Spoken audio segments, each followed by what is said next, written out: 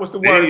What word? What it do? Say live. Malachi Maccabee, mega light bomb dropper, Cosmine Cal. What it do? Tom Cosmine brought his ass on. I said, boy, stop debating with them boys. You killing them over there. You roast them in that chat. Them niggas ain't ready. Your ass on over here with the game. Cal was in a fight earlier.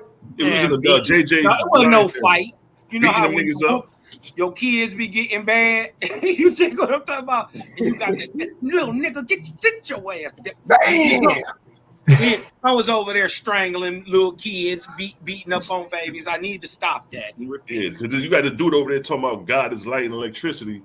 But then, you know what I mean? I said, well, what definition are you using to say that? Is it the English definition or the Hebrew? He said, well, obviously we speak English. So I said, again, in the English, God means to invoke, to call upon. That has nothing to do with electricity and light. And my thing is, if God is light, right? And well, then your God got to exist, right? Before what then? Well, first of all, what is God? Like Selah said, we got to come with a definition. Are you using God as the creative force that keep everything alive? If that's your claim, you got to exist before everything. So you can't be light just by simple. You dig what I'm talking about? Fact that you must produce everything and nothing can produce you. And we know in this third dimensional reality that we live in every day, there is no light that doesn't have a source. So I asked him, well, what's the source? What produces the light? Where is the God light? And is it different from sunlight? You dig what I'm talking about? He said charge produces it. So I said, well, what produces the charge? He said charge. I said, well, what produces the negative and positive? The thing is, if something produces anything, it's not the creator. He said charge produce motion. Right, charge. No, motion produces charge. Exactly. and this is what but I can't blame him really, because if you go online or try to AI Google that shit, it'll say that until you ask it the right question. Can you produce static electricity without motion? And then not only that, nigga, light is a product of manifestation. So that which produced the light got to be greater than your God if you're saying God is light. Light is measured, so it's in waves. You dig what I'm talking about? It can be measured. It has intensity. Right, so it can't be the creator. Exactly. It can't be the creator. Come on, you can see it, you can measure it. It's subject to the creator. It's subject to the creator. That's hey, right. Kyle, where was you arguing with these misfits at? When this was going on? Look what Dread from Cosby. What the nigga Thustra say? Where was this conversation? This was in the Lions Den chat. I'm finna, Dread from Cosby. Hey, bro, I'm asking the same question. When this shit go on? Hold on, let me it's a massacre over there. It's real bloody. Hey, y'all right. Them niggas out here leaving us out and shit. We trying to fight too, nigga. Yeah. Big homie Nehemiah, what's the word, brother? Talk to us. Oh man, look, I've been bugging up going on. Hey, when you played that shoe spinning circles, boy, and man, I'm listening to this woman lead this boy in circles with them hands up, and oh my God, bro. Almost hit the ground. Hey, man. and look, bro hit it dead on his head. Look, bro. I think there was boomers on there with y'all. I mean, like, man, who even taught you to interpret that, bro? Like, y'all making this stuff as you go. Yeah. Exactly. Who taught you to even interpret that, to even know that's what they say? Who taught you the ceremonial spins and the twist and the bow and the hook holdings and the... Right. Who taught you that? You know what, yo, that's an excellent question, King, because we overlooked at that part. We ain't see, well, who created this ceremonial practice y'all doing? Did y'all create that? Did it come from the Rosicrucianists? Did it come from the goddamn Greek alpha shit? Because, you know, he was a Greek fraternity nigga. You know what I mean? Could have slipped a little bit. But I'm going to say this. I ain't going to front because, you know, I keep it 100. Now, that shit is cool what they doing if it was in reference to creator. But being that they did, because, you know, even in Neo-Wasp, you know, we got rites and ceremonies, so we can't, you know what I mean, go too far left with it. But at the same time, It's just that we see the facade behind it. Yeah. We see that this shit is a facade. Because you see them niggas doing the east, west, north, and south, the four corners. I'm like, okay, I'm seeing things. Mm-hmm. But it's just that they dealing with a deified false deity. They really don't know what the fuck they doing, to be honest. If you point to the spiritual system, we'll expose the deity behind it. Facts. If it ain't creator, we gonna expose it. You feel me? And look, if you peel back enough layers, you're gonna run into a deity, a man or a woman. That's facts. That's what you're gonna run into. Mm-hmm. You know what I mean? Here, y'all check this out right here, though, boy. Oh my God, Jabari. Shoo! Hey, Jabari, man. Hold on. Oh, here we go. Here we go.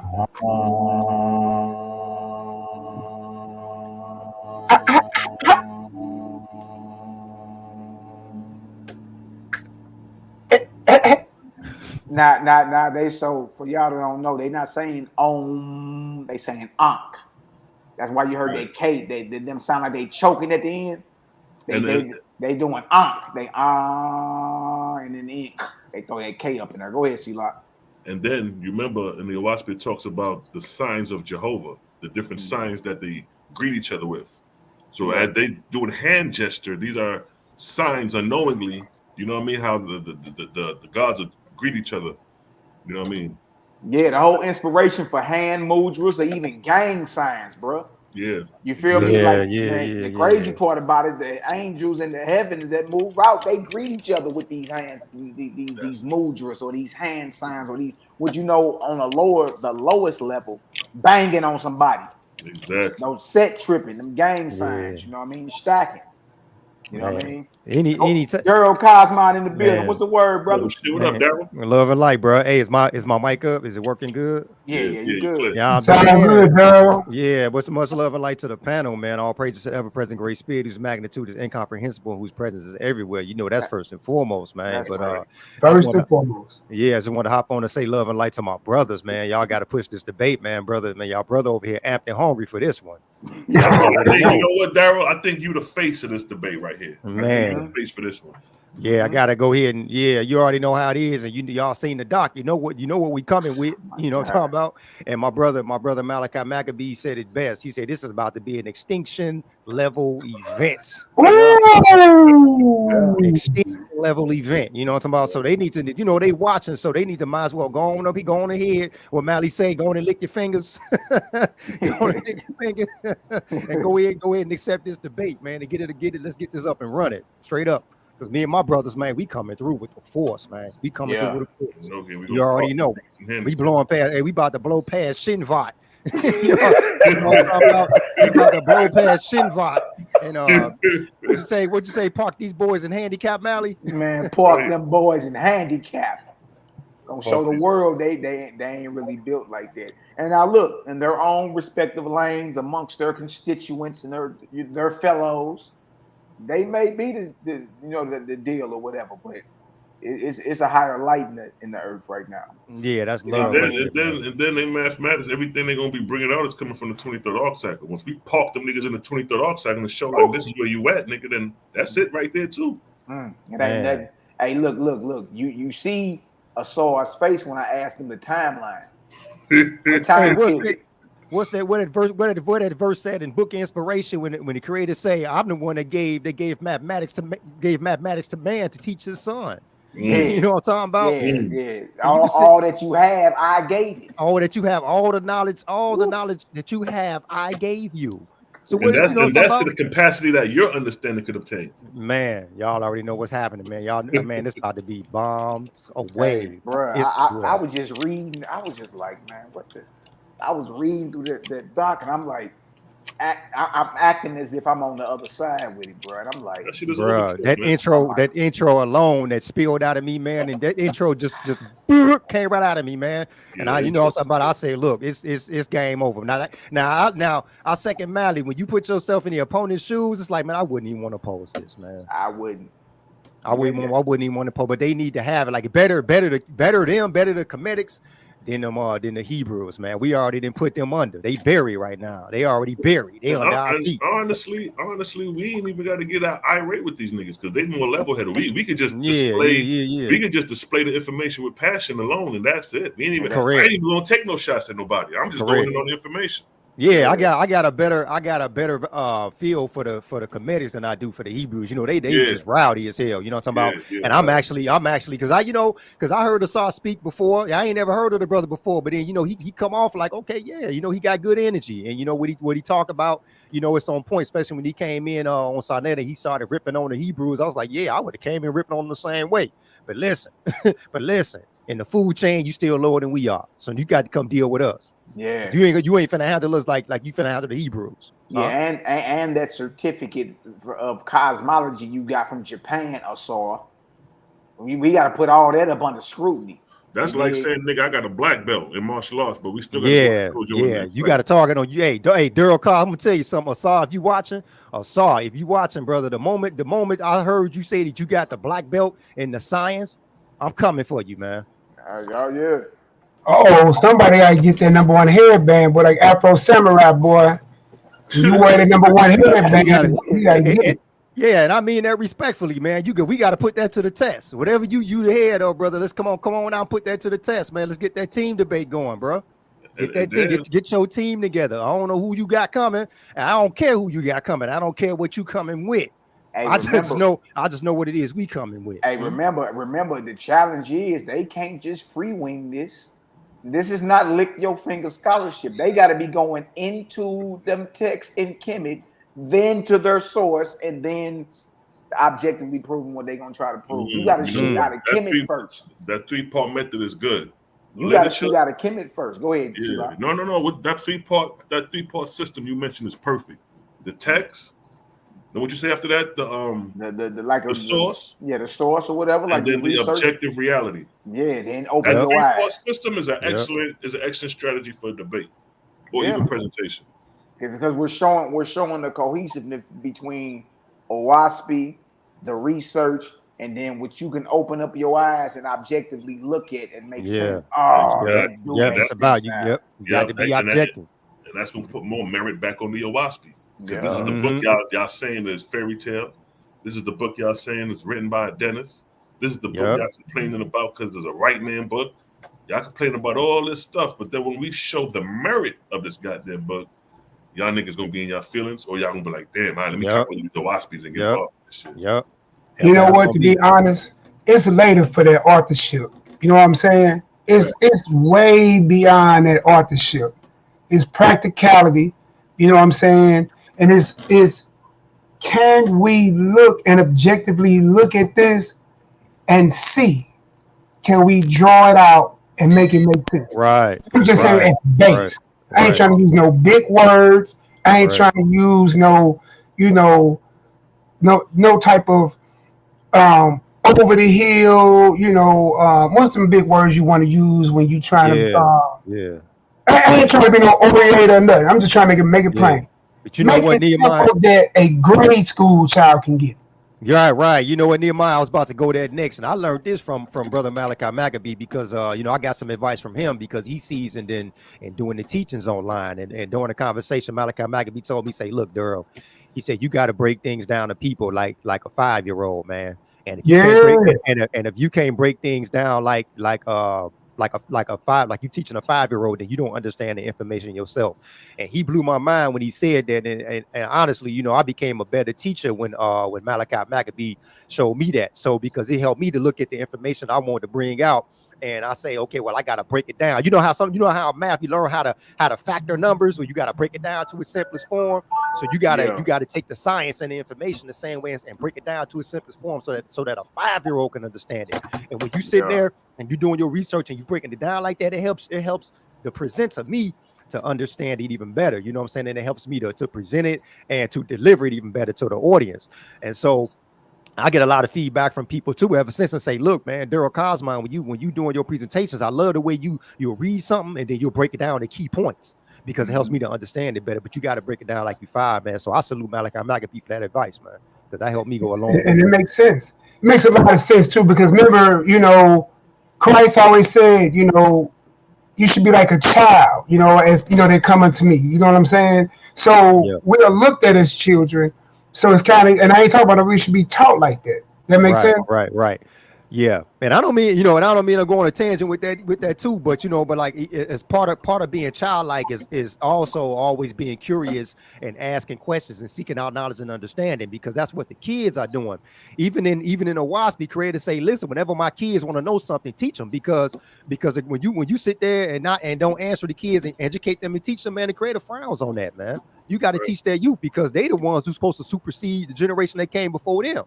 Yeah. See what I'm talking about? So that's how you do. You don't keep these kids down. And even in the book inspiration, it tells you, man, that we tend to take advantage of kids that start out at zero and started passing our own little dumb shit down onto them. So they supposed to take what we understand and evolve with it. You see what I'm talking about?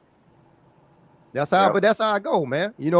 But what I was about to say is it's sad that brothers get indoctrinated by a book like such as the Bible. When in the Bible it says to be childlike. So part of being childlike is always seeking and getting answers. So how you always seeking and getting answers? How you gonna always seek and get answers, but you bound to a book that you think is the end all be all? And look, that's what I've been saying. Look, me and Maddie have many talks, and that's what I've really come to find out, that this book has become the anchor. And I got this from my brother, Cal. Hey, Cal, let me shoot this to you, but I said it on one of your classes a while ago, and I really took something from that class, bro. And you said that a reason why a lot of our brothers and sisters can't get to where the old OSPI is, and me and Mal talked about it, is because they ain't graduated out of the Bible yet. Right. And that made a lot of sense. Right. And so what me and Mal talked about is in the journey coming toward the old OSPI, we ran across the Nazarene teachings. And I know we all heard this story in this room, especially y'all brothers on the panel, is that they kind of set the precedence. So when old OSPI was hitting, it wasn't no throw off. Mm-hmm. And we're not going to be liars and say that we haven't read other books. So when Israelites say, man, I ain't been in no other books, but I don't understand, bro, why y'all lying. But we've been reading out of other books the whole time we've been in this truth. Bro, they can't even read out no other. They shouldn't even be reading out no other books, because do you know what knowledge is to them? Do you know what Yahweh teaches them that knowledge is? Somebody go to Proverbs 1:7. All right, got you. Hold on. Bing. No, boy, keep it on the phone. Proverbs 1, bing. Yeah, Proverbs 1:7. See if it's I pull passages from the Tanakh. I don't even go to KJV, but I want to see if it's similar. Go to Proverbs 1:7. I'm in the KJV, so I read out the KJV because I ain't. Yeah. So the KJV says, "The fear of the Lord is the beginning of knowledge." That's it. Yep. But fools despise wisdom and instruction. Yeah, go ahead and read it one more time. The fear of the Lord is the beginning of knowledge, but fools despise wisdom and instruction. Yep. So that means that anything that you learn outside of what I give you is foolish. You can't even go outside of me. Because the knowledge starts with me. That's what they saying. That's what that's saying right there. And then it's you can see it again. Watch this. It's right there. Go to Proverbs 1:28. Or no, actually, you go to Proverbs 1:28, and then I'm gonna have you go to Proverbs 2:5. So go to Proverbs 1:28 first. All right, 1:28. Proverbs 1:28 reads, Yeah. Then shall they call upon me, but I will not answer. And they shall seek me early, but they shall not find me. For they hate knowledge, and did not choose the fear of the Lord. See? He proclaiming that he's knowledge. Anything outside of him. Now watch this. This is gonna put the nail in the coffin right here. Go to 2 Timothy 3:16. Bing, 2 Timothy, bing, 3, bing, 16. You ready? Yep. All scriptures is given by inspiration of God and is profitable for doctrine, for reproof, for correction, for instruction in righteousness. See, that's the indoctrination right there. They shouldn't even be going outside of the information that the Bible gives them for any other kind of knowledge, man. That puts it right there. Hey Darius, you ain't lying. Darius in the chat said, "Boy, brothers consider the Bible a living God itself." Yep. That's it, and that's the anchor that can cripple our book. Go ahead, make this video. Yeah, Go ahead. go ahead, Mally. Yep. Nuke in bed het. Anetrak Hapi. Nuke happy. Twa winter. Eh. Anetrak serket. Nuke serket. Anetrak Kebsenuf. Nuke kebsenuf. Twa winter. Anetrak ast. Nuke ast. Anetrak Amset. Nuke amset. Twa winter. Anetrak neat. Nuke neat. Anetrak Dwamutef. Nuke dwamutef. So Jabari believes all these deities that he's invoking or chanting to are mythos. Yeah, he told me they're mythical. Yeah, and then I asked him, are they real? And he tried to, sub-Saharan shuffle around that, you know what I mean? Well, real as in, are they mythos or they're part of nature? And so he doesn't even actually believe these are true deities. But what we got to remember is what they believe about the text doesn't matter.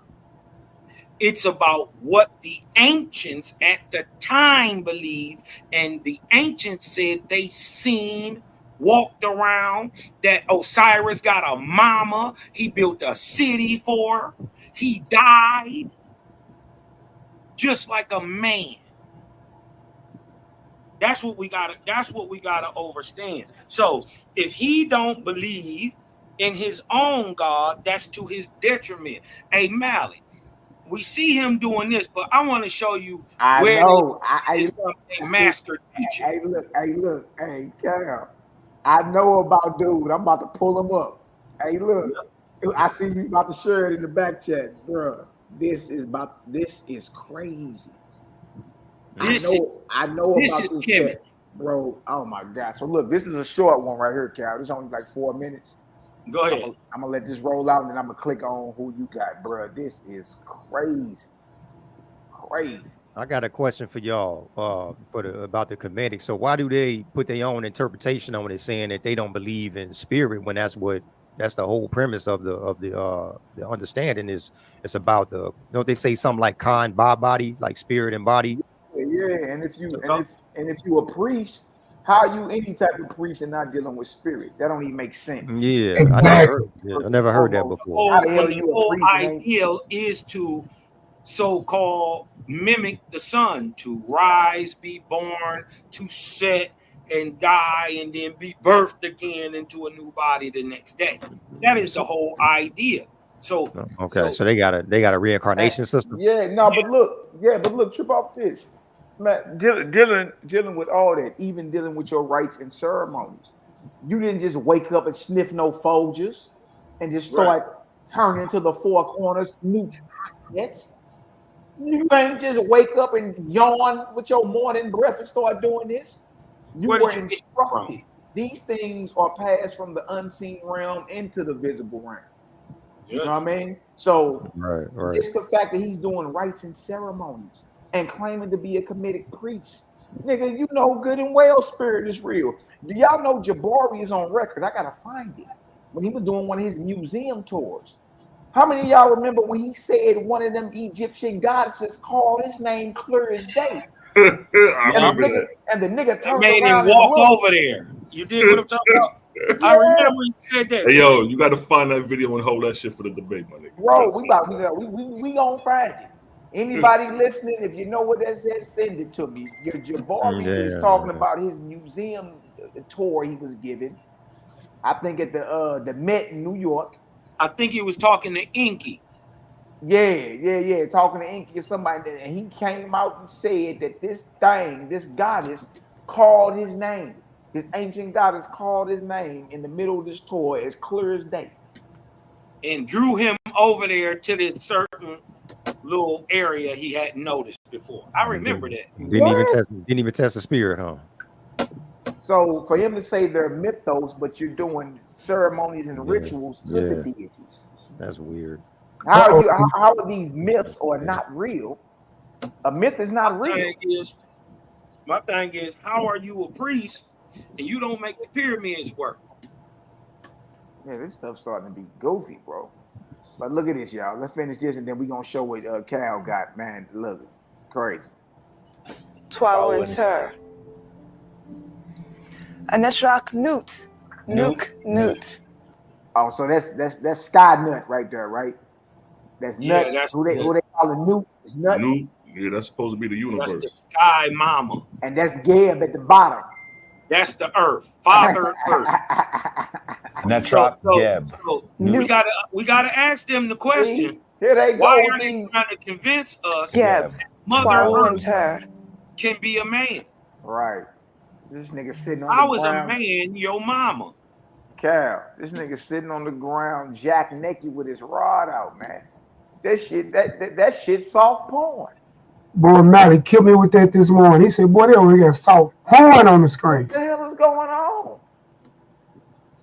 Anetrak Shoo.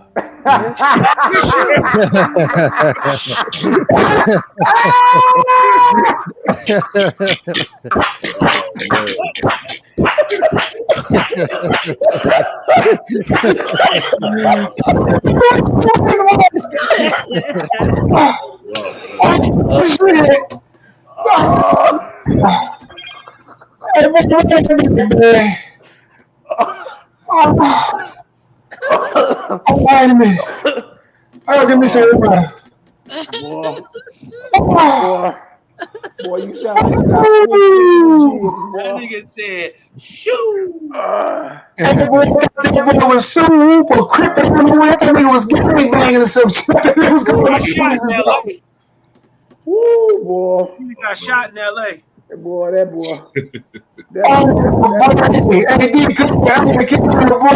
Hey, boy, it could be a detail with St. Louis with that shit, boy.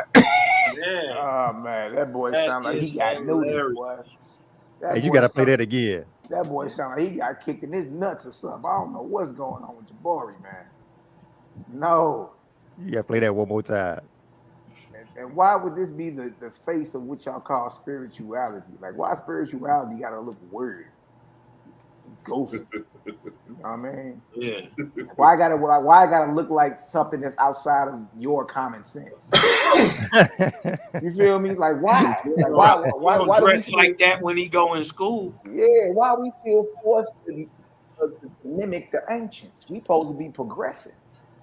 Wow. Moving forward. Wow. Like what's this unsatiable need to mimic something? Like, nigga, you want to look like you, nigga, walked about the cave some damn work. That nigga. Shaka Utmost used to wear that damn side lock. Y'all remember Shaka Utmost? Man. Oh my God, yeah, that cat. That boy used to wear the mini skirt. He had a little lace front on the side. Your lace front on the side. Bald head ponytail, bro. I said, that nigga had some Yankee number 12 in his shit. Damn. You dig what I'm talking about? Braided to the side. That shit's cold. With that makeup on, boy. That boy had makeup on. Gods in Egyptology. You dig what I'm talking about? They got some freaky little 69 gods in they little. Yeah, man. That's crazy. Look at this nigga, man. Hold on. Shoo. Oh man. Boy, the Anetrak Shoo. Shoo. Shoo. Shoo.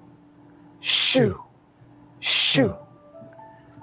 Anetrak Tefnut. Nuke. Tefnut. Tefnut. Tefnut. Tefnut. Tefnut. Nuke. Tefnut.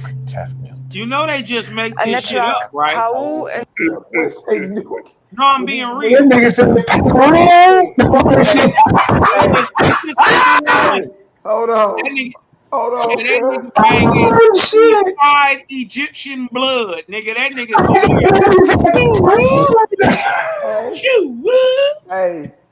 Hey, look That at nigga the East look at Side Egyptian blood, nigga. He Hey, over hold there. on. Hey, Cal, look at the look of adoration on their faces, man. Nigga, Like where how the is hell? Osiris? How is this done to a myth? What? Yeah, Look what? at this. Yeah, Look at what this. myth are you praying to? Oh man, this How look, would it equate bro. today? How does it equate today if it ain't real? Do you know what this equivalates to? Do you know what this is? This is no different than singing to the Christmas tree. This is Jeebus. Oh, Christmas tree, oh, Christmas tree. Oh no. Now beauty are your. This is gypsies singing Branches. and That sad nigga except. from Punt Piru, nigga. He from That Punt boy said, Piru. Shoo, woo. Man, That look at nigga this, hit y'all. that shit. Bang Look at that. this. And look, the crazy part is you see him holding the ankh and they got the ankh all on their finger. They don't know what that do. I know. that boy holding that vagina in his hand, that birth canal in his hand, boy. Yeah, that's what Oh, he man. think he holding in his hand. Man. Right. That's what he think. Hold on. Watch He this. don't even know what that is. Nuke pau interu. Anetrak unbu He interu. think that help his Nuke prayer. unbu interu. Twau enter. He wanted to enter into him. He breathed it in.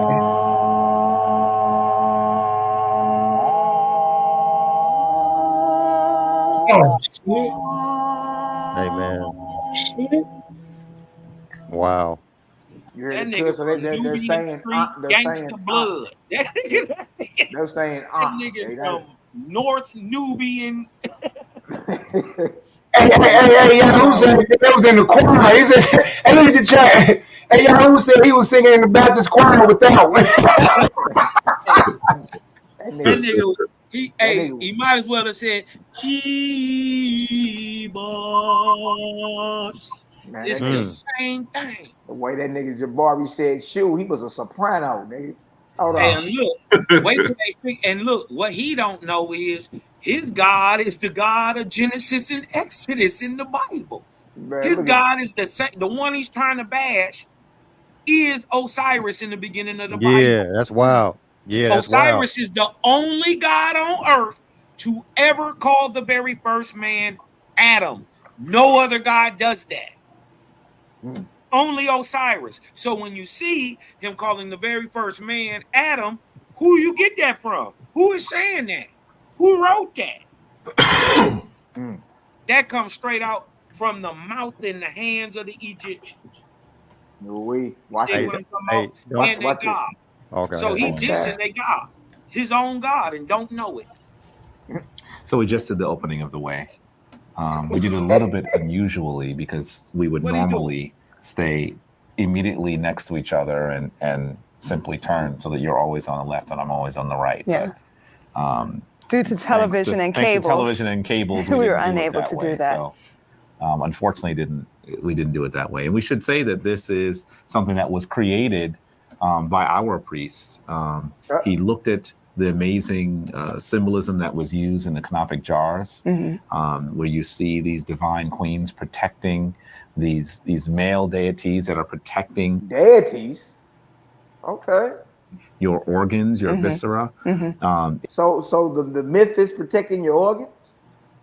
Hold on. It is a beautiful description of the universe in microcosm because you start out in one direction and you start out in the east. Yeah. And so you're recognizing that you are the directions. Exactly. And that all of your body is divine.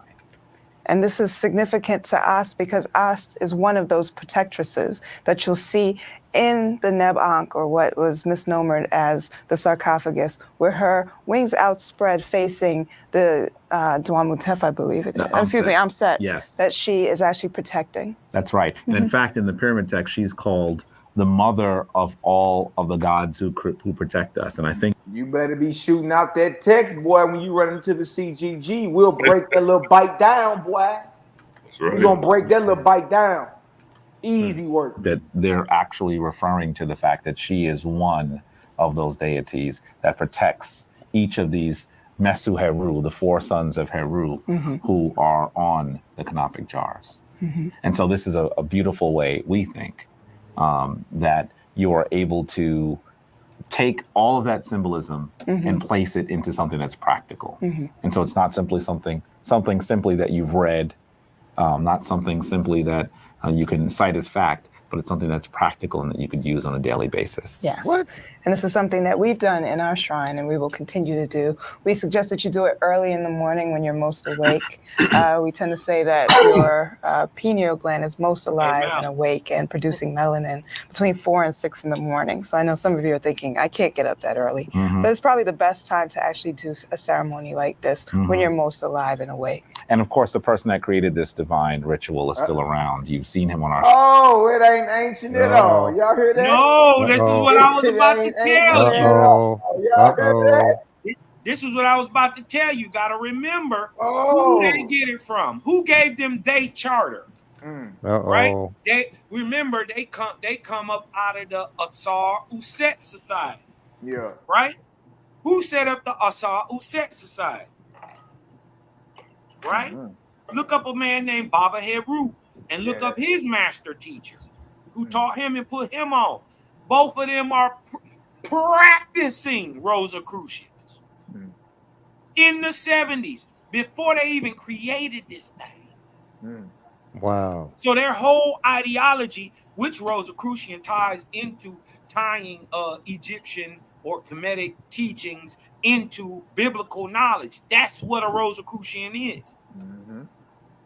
You dig what I'm talking about? They're what is his master teacher name? One is Baba Heru, and the other one is dang, who put Baba Heru on? Man, look. This is wild though. Getting his name. So for anybody that's thinking that what Jabari and his wife was just doing was somehow goes back to Egypt 5,000 years ago, you're sadly mistaken. That's a ritual that they just made up from a nigga who get up and breath stank like yours in the morning. And they started in the 70s. In the 70s. And then think about this. Jabari didn't join to the 80s. So he wouldn't have learned this type of technique till he got in the 80s. And remember, in the 80s, he was a Christian. The opening of the way created by Baba Heru. Nigga still living. Yeah, I told you. But Baba Heru has a teacher who put him on. His name is he has a Egyptian name. It ain't the Mfudiji. Is it Mfu? Who is Mfudiji? Where he playing all this? I think he comes later. Mfudiji come a little later, but it's a guy who. Well, just look it up. Just look it up and share it with us when you find it. You know what I mean? Yes. But look, watch this, and I'm about to pull that one up. You got watch this. So we're talking about Baba Heru Ankara Samad Sepata. Right there. Yeah, there you go. They just said his name. He'll be on the show again, and you'll be able to talk to us and talk to him about this divine ceremony he created from our divine symbols. So with that, yeah, he was NYC police. I ain't know Baba Heru Ankara Samad Sepata. Ankara Samas. There go Baba Heru right there. He the one that made up that whole ritual, the opening of the way. Hey, here it goes. He'll be on the show. Dig this. The Asar. You want me to show it real quick? Share this. Yeah. Hold on. Let me just share this. Let me share this tab real quick first. Let me stop screen. Stop. Right. Because you got. Watch this. All right. This just a quick Google search. You sharing it? Yeah. Go ahead. All right, right there. Now, this is just a quick Google search. Zoom it in if you can, Cal. Zoom up a little bit.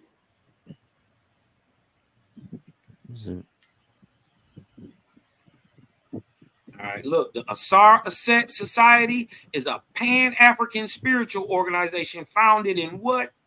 1973 by Ra Nefer Aman. Watch this. Well, hold on. This is going to break him down. It is based in Brooklyn, New York, with chapters in several major cities in the United States, as well as international chapters in London, England, Toronto, Canada, Bermuda, Trinidad, and Tobago. The organization provides Afrocentric based spiritual training to the African American community, Dodge the hijack, in particular to the African diaspora. Right?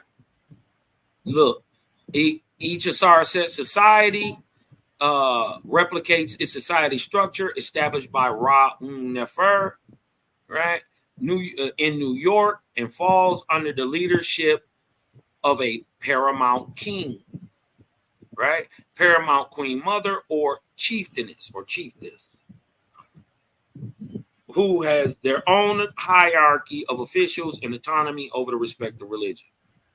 Ra-Un Nefer, he 84, blah, blah, blah, blah, blah. Hold on. Let me. Hold on.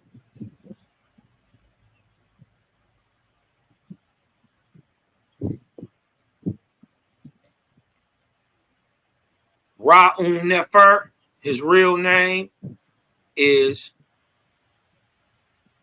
R.A. Strong, formerly the head of a Rosicrucian anthropological league in New York City. Strong, under his adopted name, Ra-Un Nefer Amun, has written a number of occult texts on Hermetic and Eastern religions. He has also developed a unique tarot, right? The Asar Aset Society, a Rosicrucian body, especially oriented to meet the needs of African Americans. Oh man, this is fucking over. It's over. Hold on. Boy, found that. Listen, was founded in the mid-1970s by R.A. Strong, formerly the head of a Rosicrucian anthropological league, right?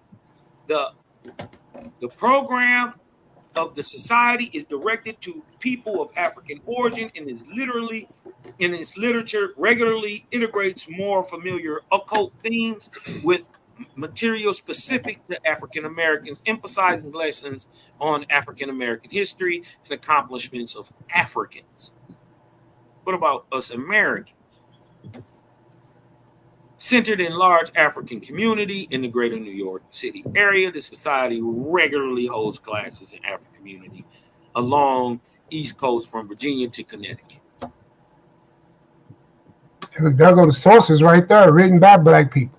Look, the oral Thoth, the Kabbalist tarot cards, the realization of Neternu. What about meditation techniques of the Kabbalist? Oh man. Huh? You're doing Kabbalist meditation techniques? Right click that Kabbalist real quick. Highlight this the Kabbalist. And right click it is gonna say definition. Right click it. Right click in Google. Right. Hit right click. A Kabbalist, often capitalized, a student, interpreter, devotee. I'm tripping. My bad. Here we go. My bad. Kabbalist. Look at that. Often capitalized, a student, interpreter, or devotee of Jewish Kabbalah. Wow. Y'all niggas got Jewish fucking philosophy in your Kemetic rituals, nigga. What y'all talking about? Right. Y'all what see we talking about here? The Kemetic niggas got Jewish inspiration in their practice. So, listen, their whole ideology. Hold on. From the so this nigga Jabari. So we hold on. Hold on.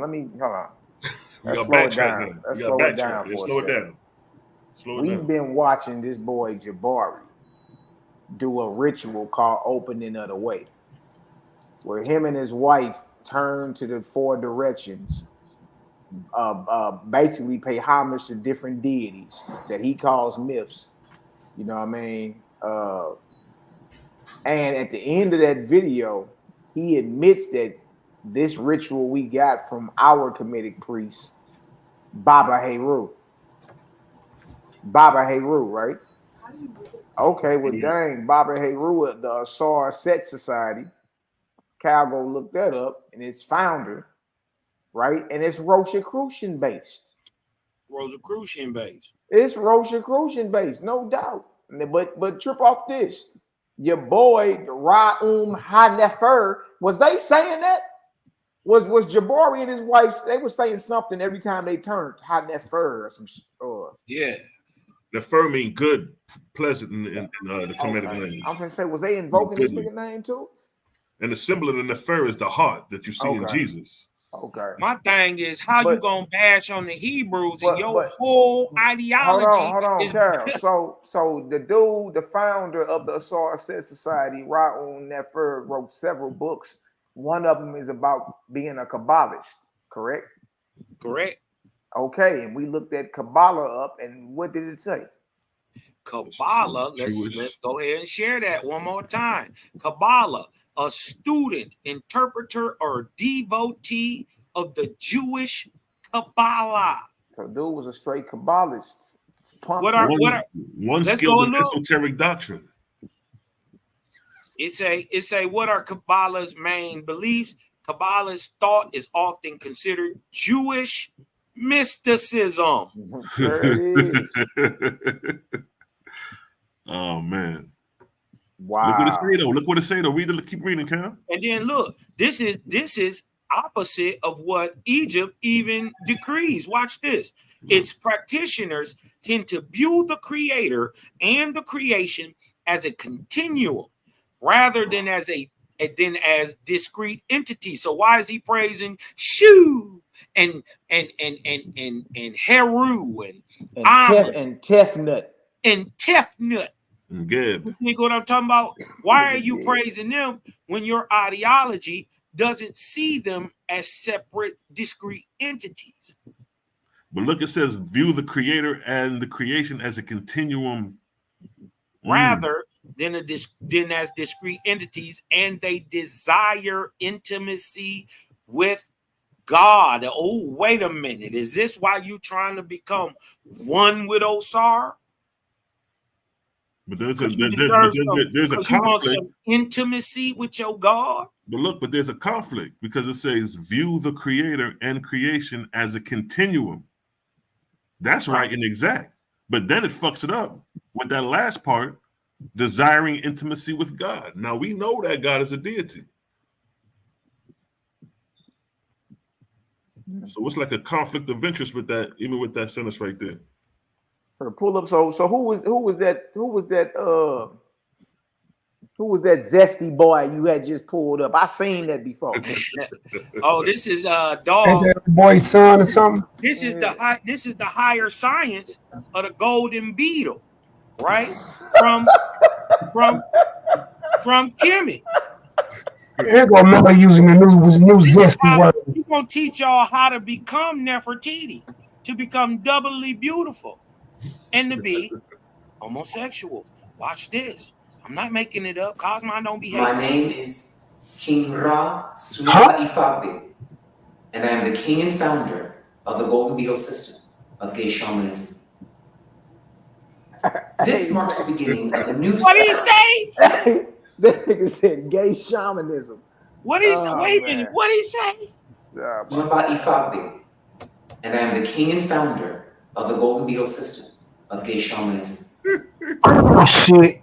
This marks the beginning of a new series of lectures I'll be doing on YouTube to help the world understand a bit more about our traditions and our ways here in the Golden Beetle. We are a brotherhood of African-based gay shamans, and yet truth speaks to all people. So although I'll focus my attention towards the gay community. Pause. Bro. Yeah, pause. Bro.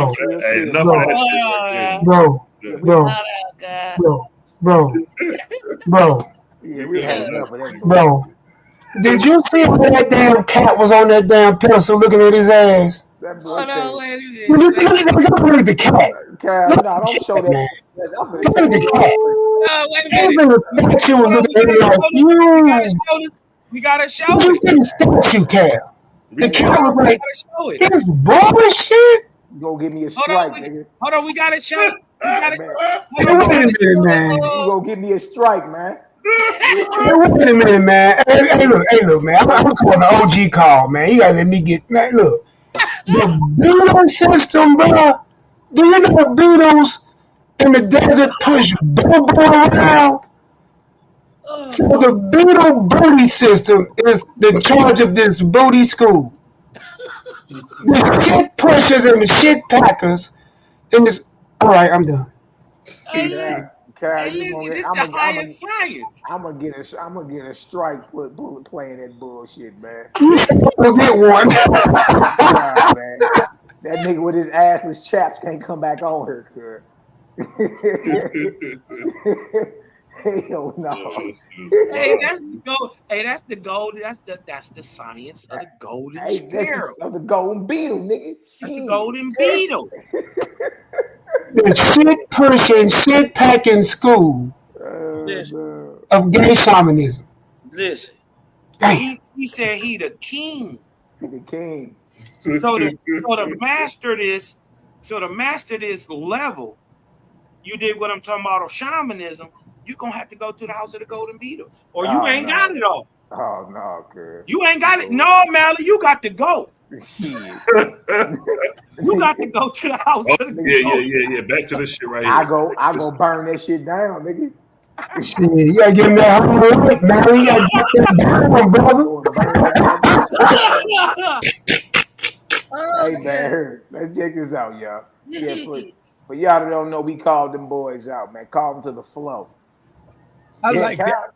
Cal a problem. Daryl Cosmon, the evil scientist, boy. A mad scientist, not evil, the mad scientist. Crazy with it. So what I'm saying is, let's go ahead and set this deal on fire, man. Hey, and in the end, after the information, y'all already know, man, we bred you.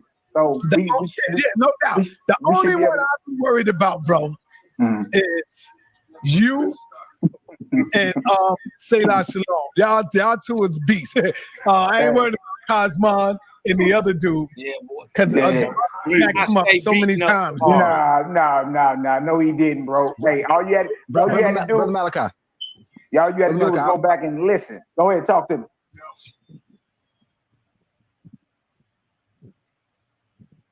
Yeah, I stay beating up Jabari. You dig what I'm talking about? Cause the whole thing, he was trying to have a conversation with what's the white dude name?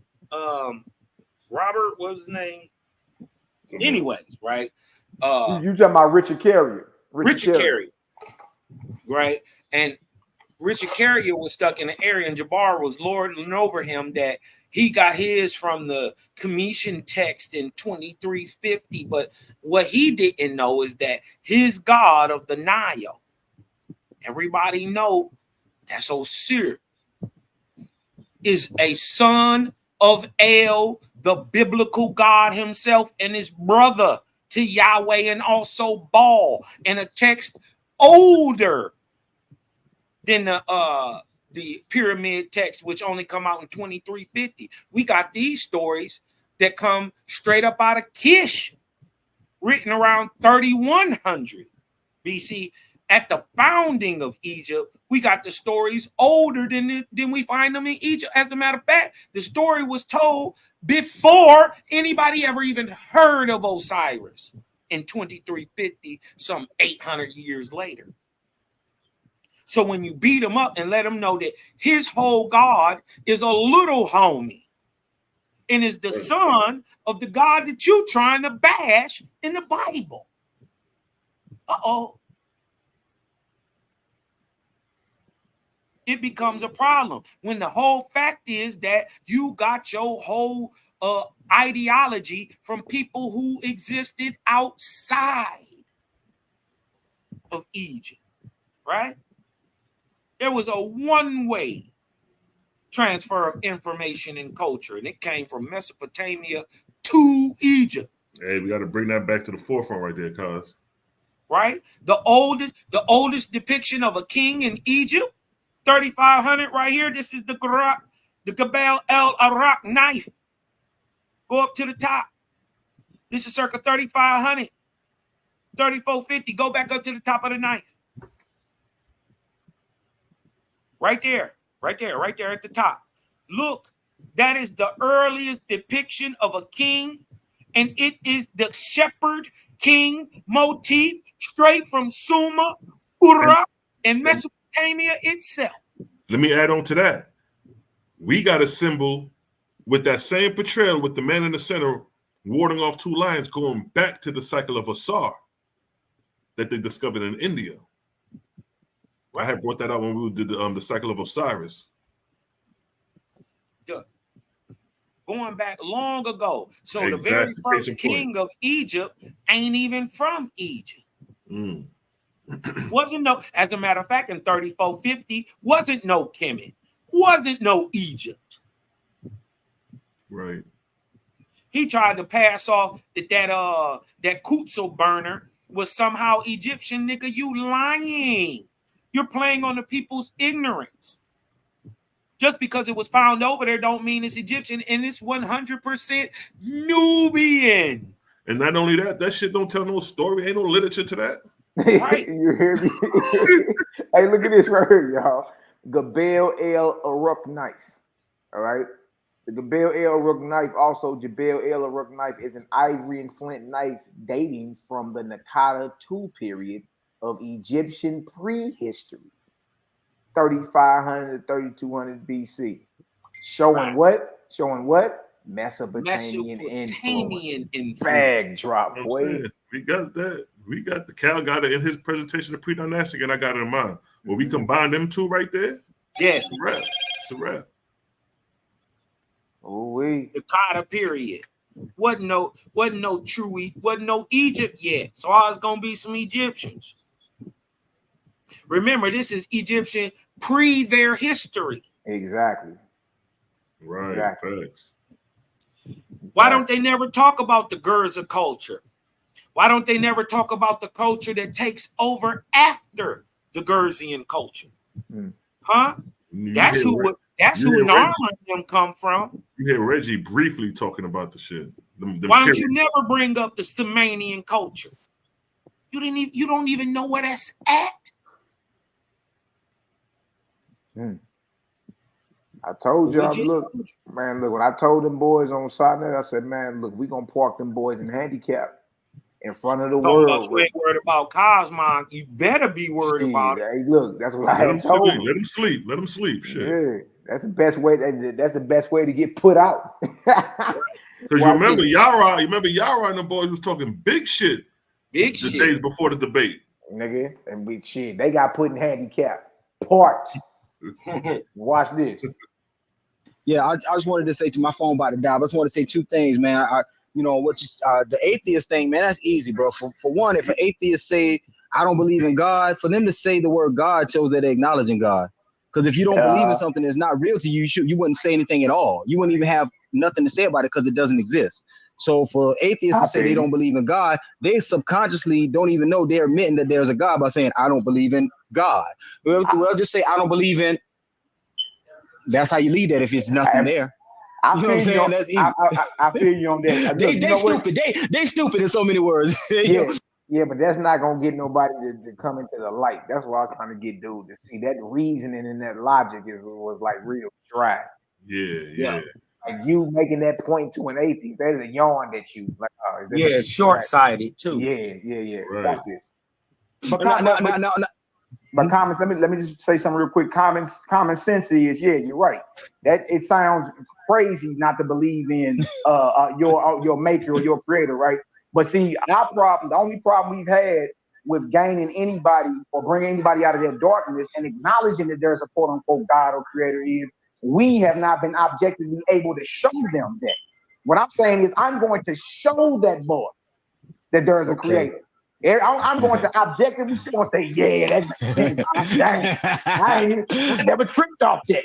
You feel me? So get your low vibrating self on up in her. I'm calling you to the mat. You know what I mean? Now I want to make another comment too. The coming back up what we were talking earlier about the Nubian people coming together. And as we already stated, of course, ninjas ain't gonna come together. Ninjas are never gonna come together. However, gods and goddesses can. and it shouldn't have to take us to have the palm color man to put that much pressure on us, because we already got enough pressure on us now that we should be waking up now, right?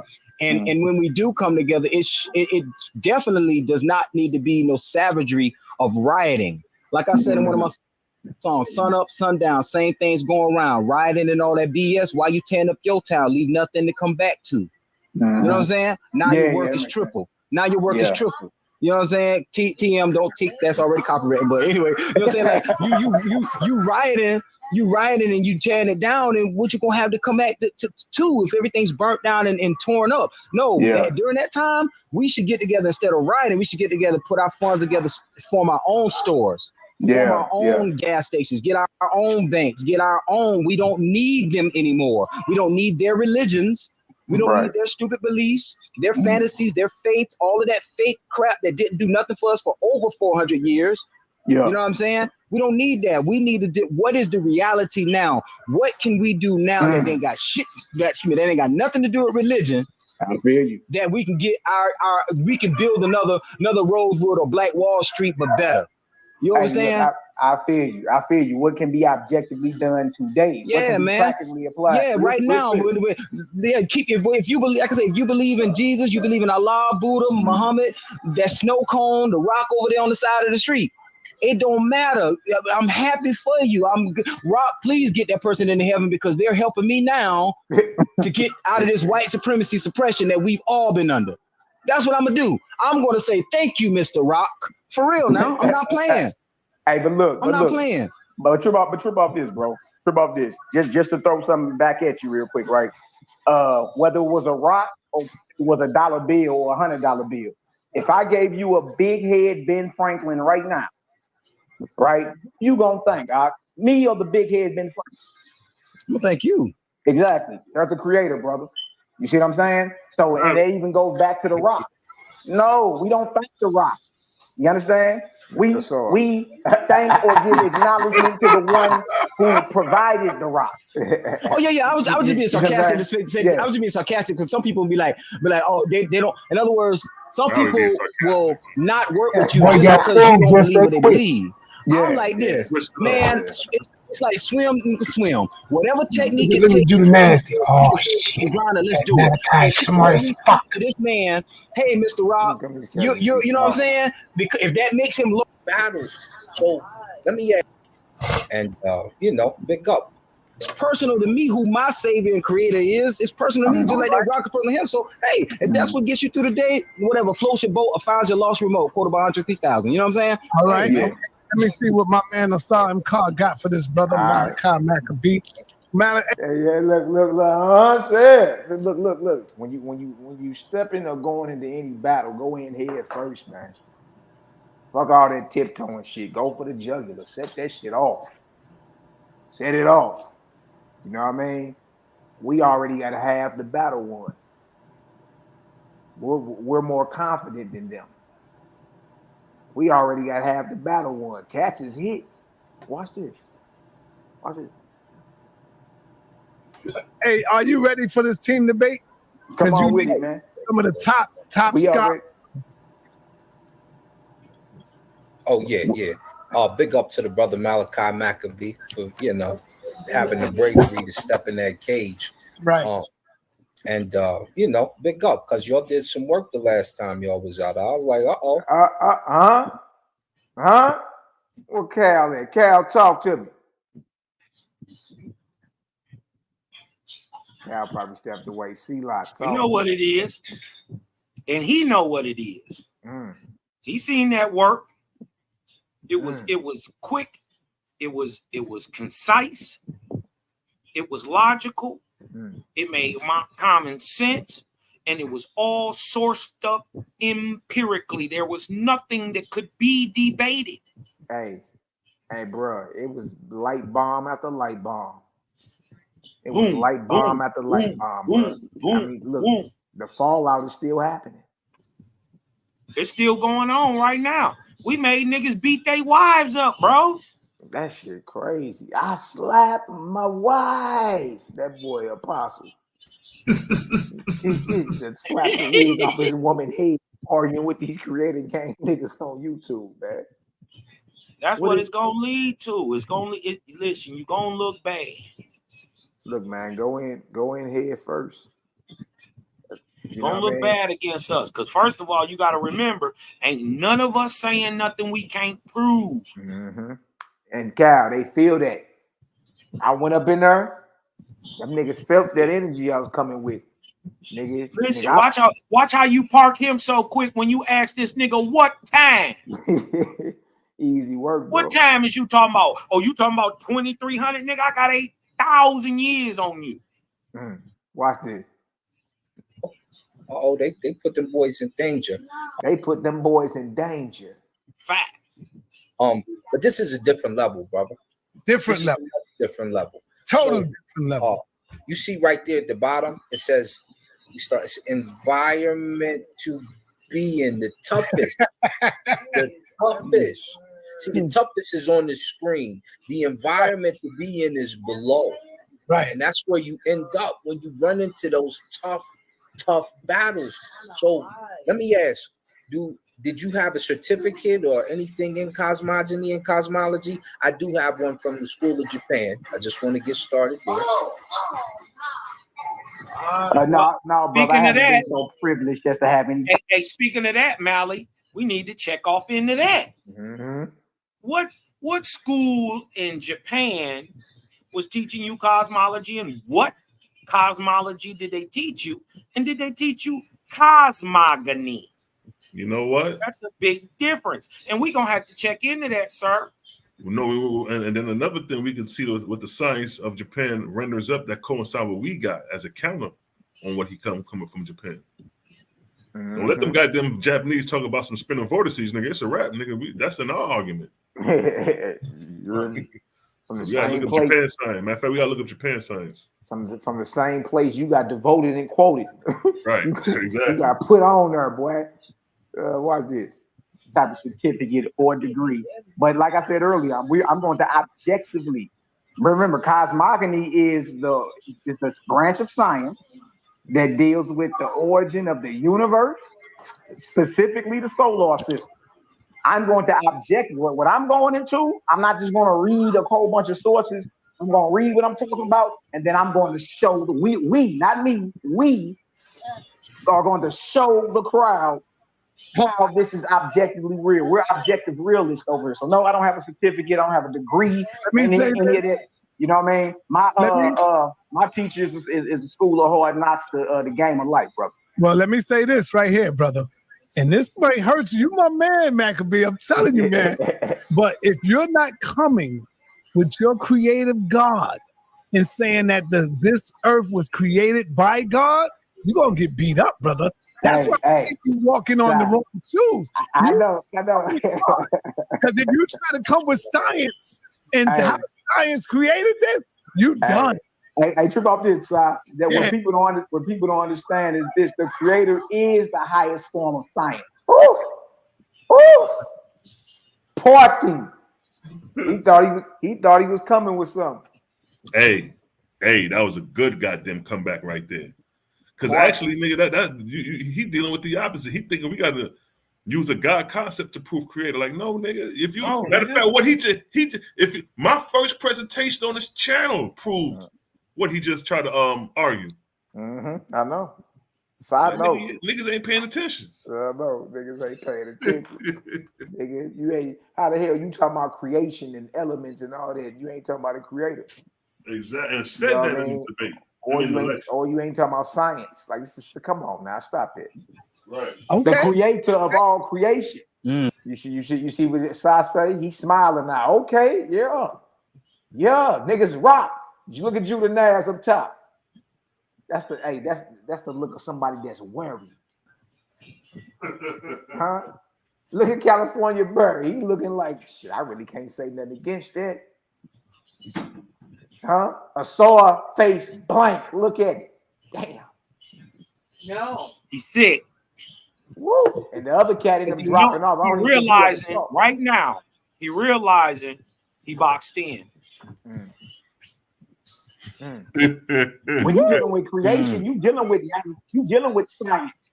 You dealing with every elements condensing and all that, going from gas to liquid to solids. You dealing with all that.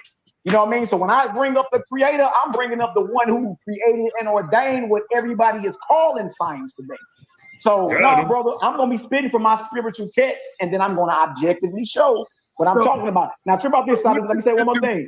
This is what I need. This is what I need from the Kemetic side.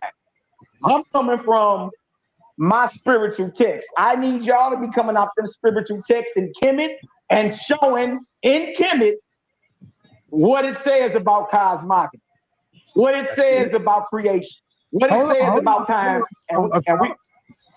and we gonna show the people. And hear about this: the people are gonna see that Kemet is more goofy than what the Hebrews are bringing out. What are you talking about? So what you gonna do? That fairy tale stuff started in Kemet, big dog. Hold on. Y'all know that. I agree with you on that. Okay. Oh, you heard side? Yeah. All that fairy tale, all that comic book characters, the Marvel comic characters with green faces and spandex suits on.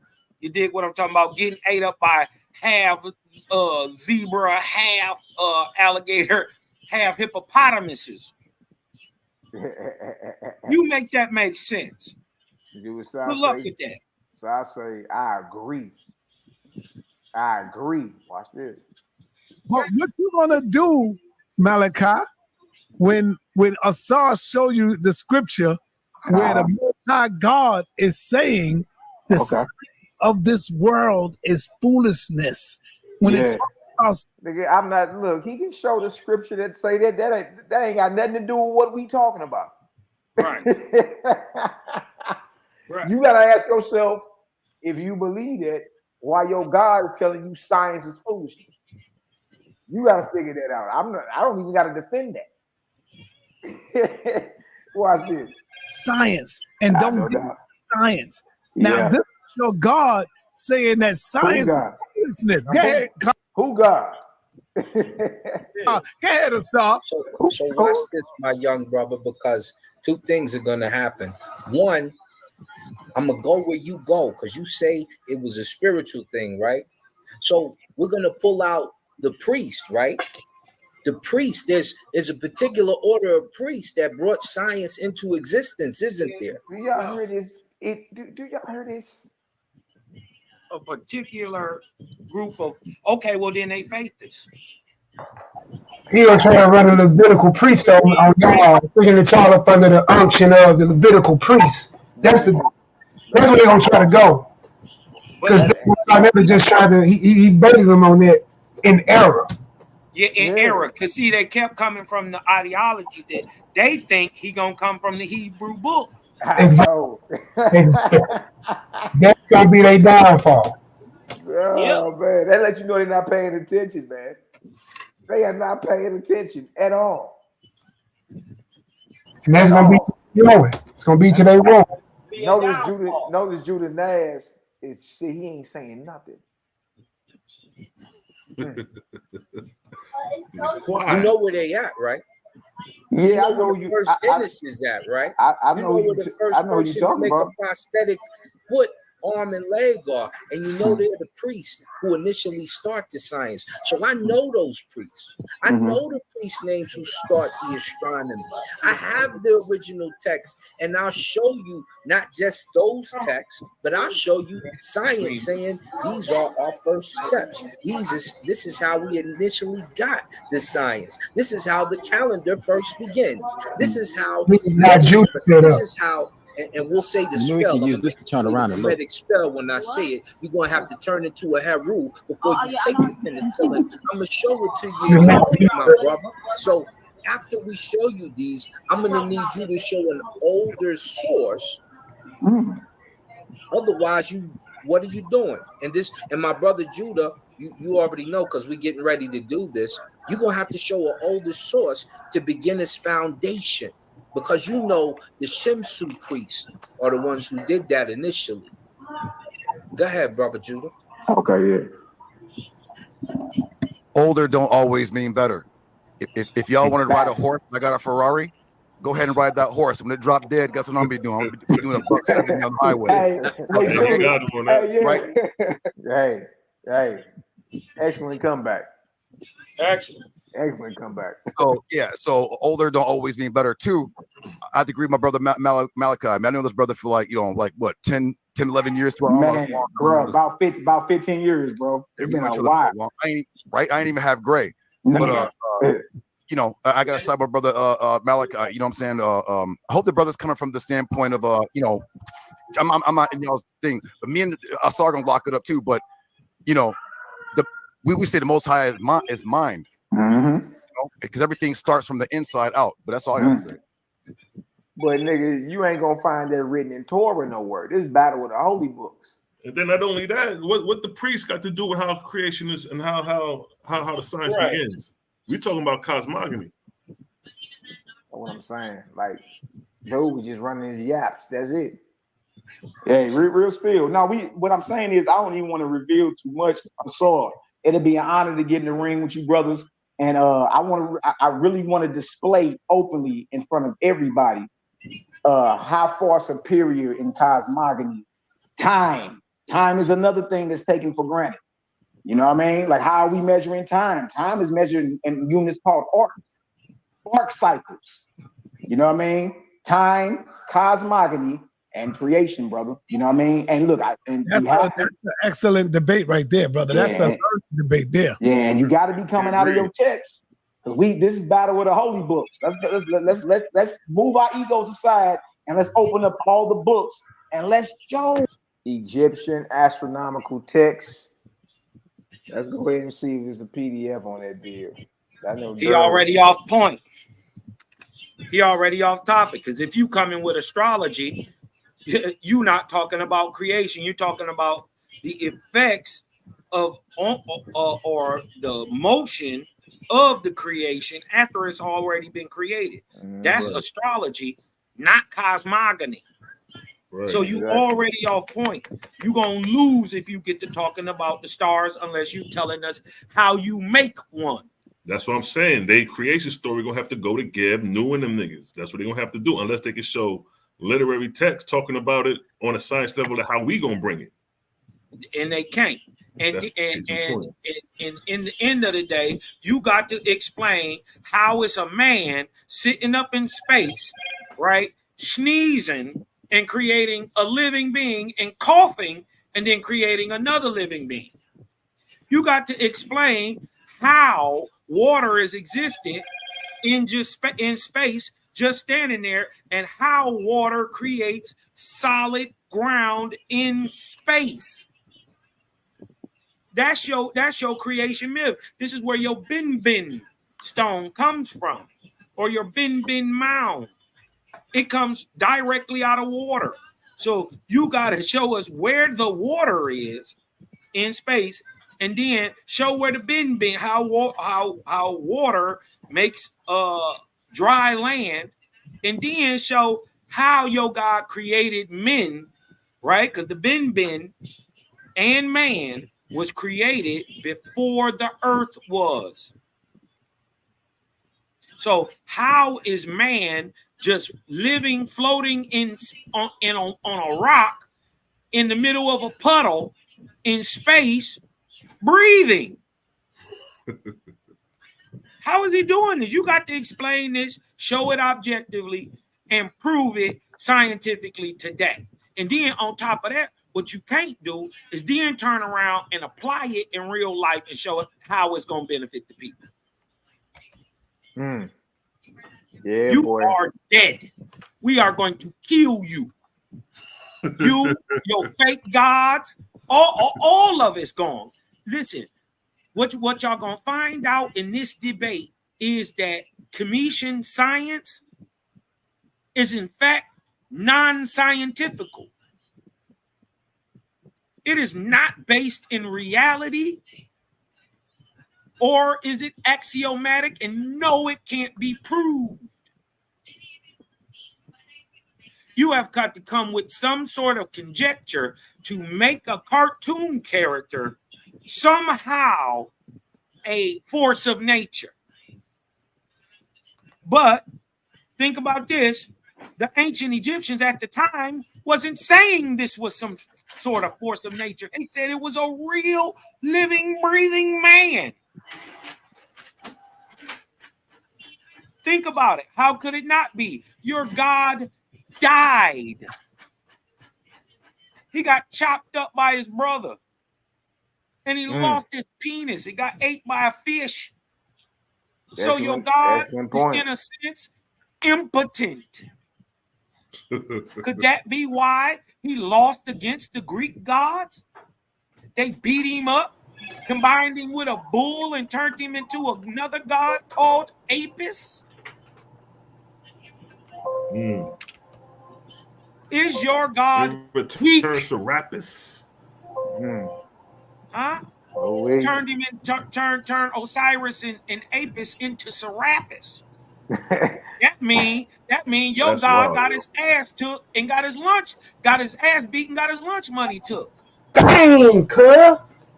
Damn. Here, let's keep going. Hey, look, that's what I'm saying. I think it's not even thinking. It'll be an extinction level event if these boys take this debate. So this guy became a eunuch, huh? Watch this. Watch this. Yeah, it's God ain't got let's show the people what the book's still saying. That's all I'm saying. $5,000 book y'all probably been looking at from Auto. Daryl, you still looking there? Book ain't gonna save you from me. Yeah, it ain't gonna save right your there. God neither. Guggenbauer and Richard Parker. Yep. We're gonna talk about where they initially stated gravity. I wanted to laugh so hard when he got to talk about gravity. Oh, like this nigga don't even know, man. You don't even know when we first talked about the mythos and how they relate. Hey, look, he's showing a cover of a book, man. Motherfuckers act like he done went into it and broke something down. Ooh, like stop it. These are the things that you got to get ready for, bro. I'm ready. Oh, hey, I'm hey, bro. You got to get ready for, Hey, Asor, I got a whole book of cosmogony and prophecy. Facts, nigga. What is you talking about? That's talking about astronomy. Right. You see, y'all see the misdirection. Right. But that's related. The debate ain't got nothing to do with astronomy. Right. It's cosmogony. He pulled up a book on astrology or astronomy. You know what? I don't even think they're familiar with the word cosmogony. I know. I had to say the definition twice for him. Because he was rubbing his chin and running his thumb across his nose. And then he kept bringing up cosmology like it's the same thing. And it's not. Right. That's how we know you don't know what you talking about. Look at this. You're not really a Commission adept at all. As a matter of fact, shout out to the real Commission adept. He the only smart one of these niggas that's not gonna get in this shit. Shout out to Commission adept. Yeah, Commission adept. Yeah. You dig what I'm talking about? Real recognize real. You dig what I'm talking about? This is gonna be ugly. It is, man. It is. What we do, we attach the cosmogony to prophecy and link it to time. Arc cycles, like I was just telling you. You know what I mean? So and bars, nigga. Take the cosmogony, link it to prophecy, link it to time, nigga. We're gonna be dealing with the origin of the universe, the solar system. We're gonna come on down to the earth and deal with the creation of man. Look at side. Look how side looking. Too much light. Suns, moons, and stars. You dig? And then we're gonna deal with time. All right. And then the people are going to objectively be able to call it and say, you know what, that made more sense right there. That made more sense. You feel me? So brother, it'll be an excellent debate. Hey, get Jabari on the line. Get Dr. Red. Matter of fact, let me be quiet. Get Jabari, Dr. Reggie, and get my boy Smash up here, man. Bring forward them boys. You know, men, should I say, scholars in their own lane. You know what I mean? It's just in our lane, we trailblaze. You got to stay up out of it. Nigga. Hey, you know what I mean? Butter him up for the fryer, nigga. What the fuck you mean? You know, y'all scholars in y'all own lane, but in our lane, we trailblazing. Yeah, nigga. What you talking about? Yeah. Y'all still stuck on Earth. We creating them. It's a difference. Like I said, like when the cross comparison begins, it's gonna be a wrap though. It's like, you know what I mean? Yeah. All the back and forth is cool, but when we get in that ring, that's when niggas realize he tried to check you talking about some look at below the toughest environment. Like, nah, nigga, you got way more explaining to do than we do. Yeah. Right. Yeah, look what the Corey say. The Corey say. And then the crazy part is, you know what's dope about Owaspy? Science back up everything Owaspy say. Exactly. And then the crazy part, even what's more crazier than that, is it ain't perfect. Nor holy. Nor holy. I've never, ever, ever heard any spiritual text not say it wasn't the holiest, the most righteous. Yeah, perfected words. You know what I mean? Roadmap to the afterlife. I already know, man. You know what I mean? Hey, your boy with the Takari. Your boy, what's his name? Takari. Look what the Corey say. In coffin text spell 635, you have to smash Ra to elevate to the afterlife. Go up a couple more comments. He wanted to debate. We was talking in the lines then. Owaspy versus the Torah. He wanted to debate that. Damn. How many L's is y'all gonna take? I told him to hop on. You want to debate? You know what I mean? I told him chapter and verse. You read from the chapter and Torah. I read chapter and verse from the Owaspy. Yeah, just hash out a topic, and I go ahead and mop the floor with your blood. That's it. That's it. That's all. All angles is covered, so it's like that's just an easy win. That's easy. It's another misfit in the chat. Who is this? Who is this? El Chapo looking Negro. I came down from New Jerusalem. Ellie, Michael, and Satan know me as Vincent, Father Christ. Get your monkey ass the hell up off this chat. Oh man! Hold on. Man, y'all bounce this Negro. This nigga say he Godfather 3, nigga. Vincent New World Order. Vincent, what you smoking on, kid? Where's the cigar? The nigga came down from heaven with the Hawaiian tie. He's smoking on some tie stick. Boy, that boy got a thicky, boy. That boy got a thicky. Man, hey, Vincent Miller, man, you just don't know how bad you exposed yourself. Nigga said L speaks. We just showed you L. Yeah, L speaks, yeah.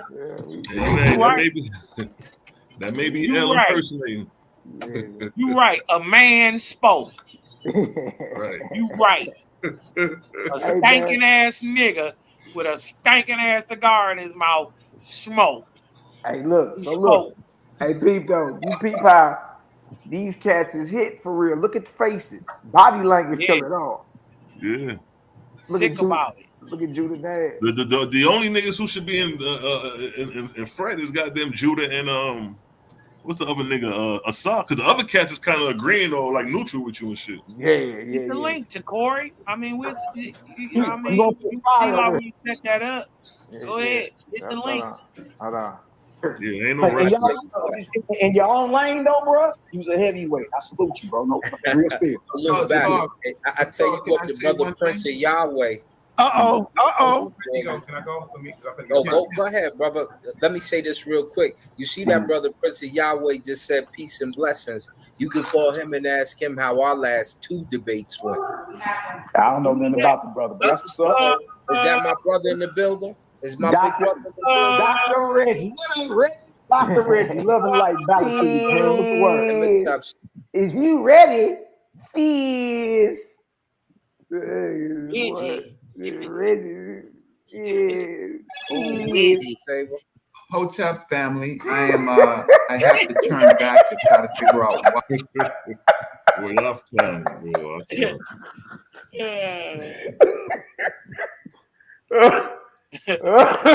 Oh man. Oh shit. That nigga hit you with the hotel. Boy, shoo! Boy, I hate to be sitting next to that nigga when he talk, boy. All type of spit showers. Shoo! That nigga, but the weather, he got a little thick tongue. See, Hotep family. Hotep. Nigga spit all on your neck and Hotep. Oh, man. Oh no, man.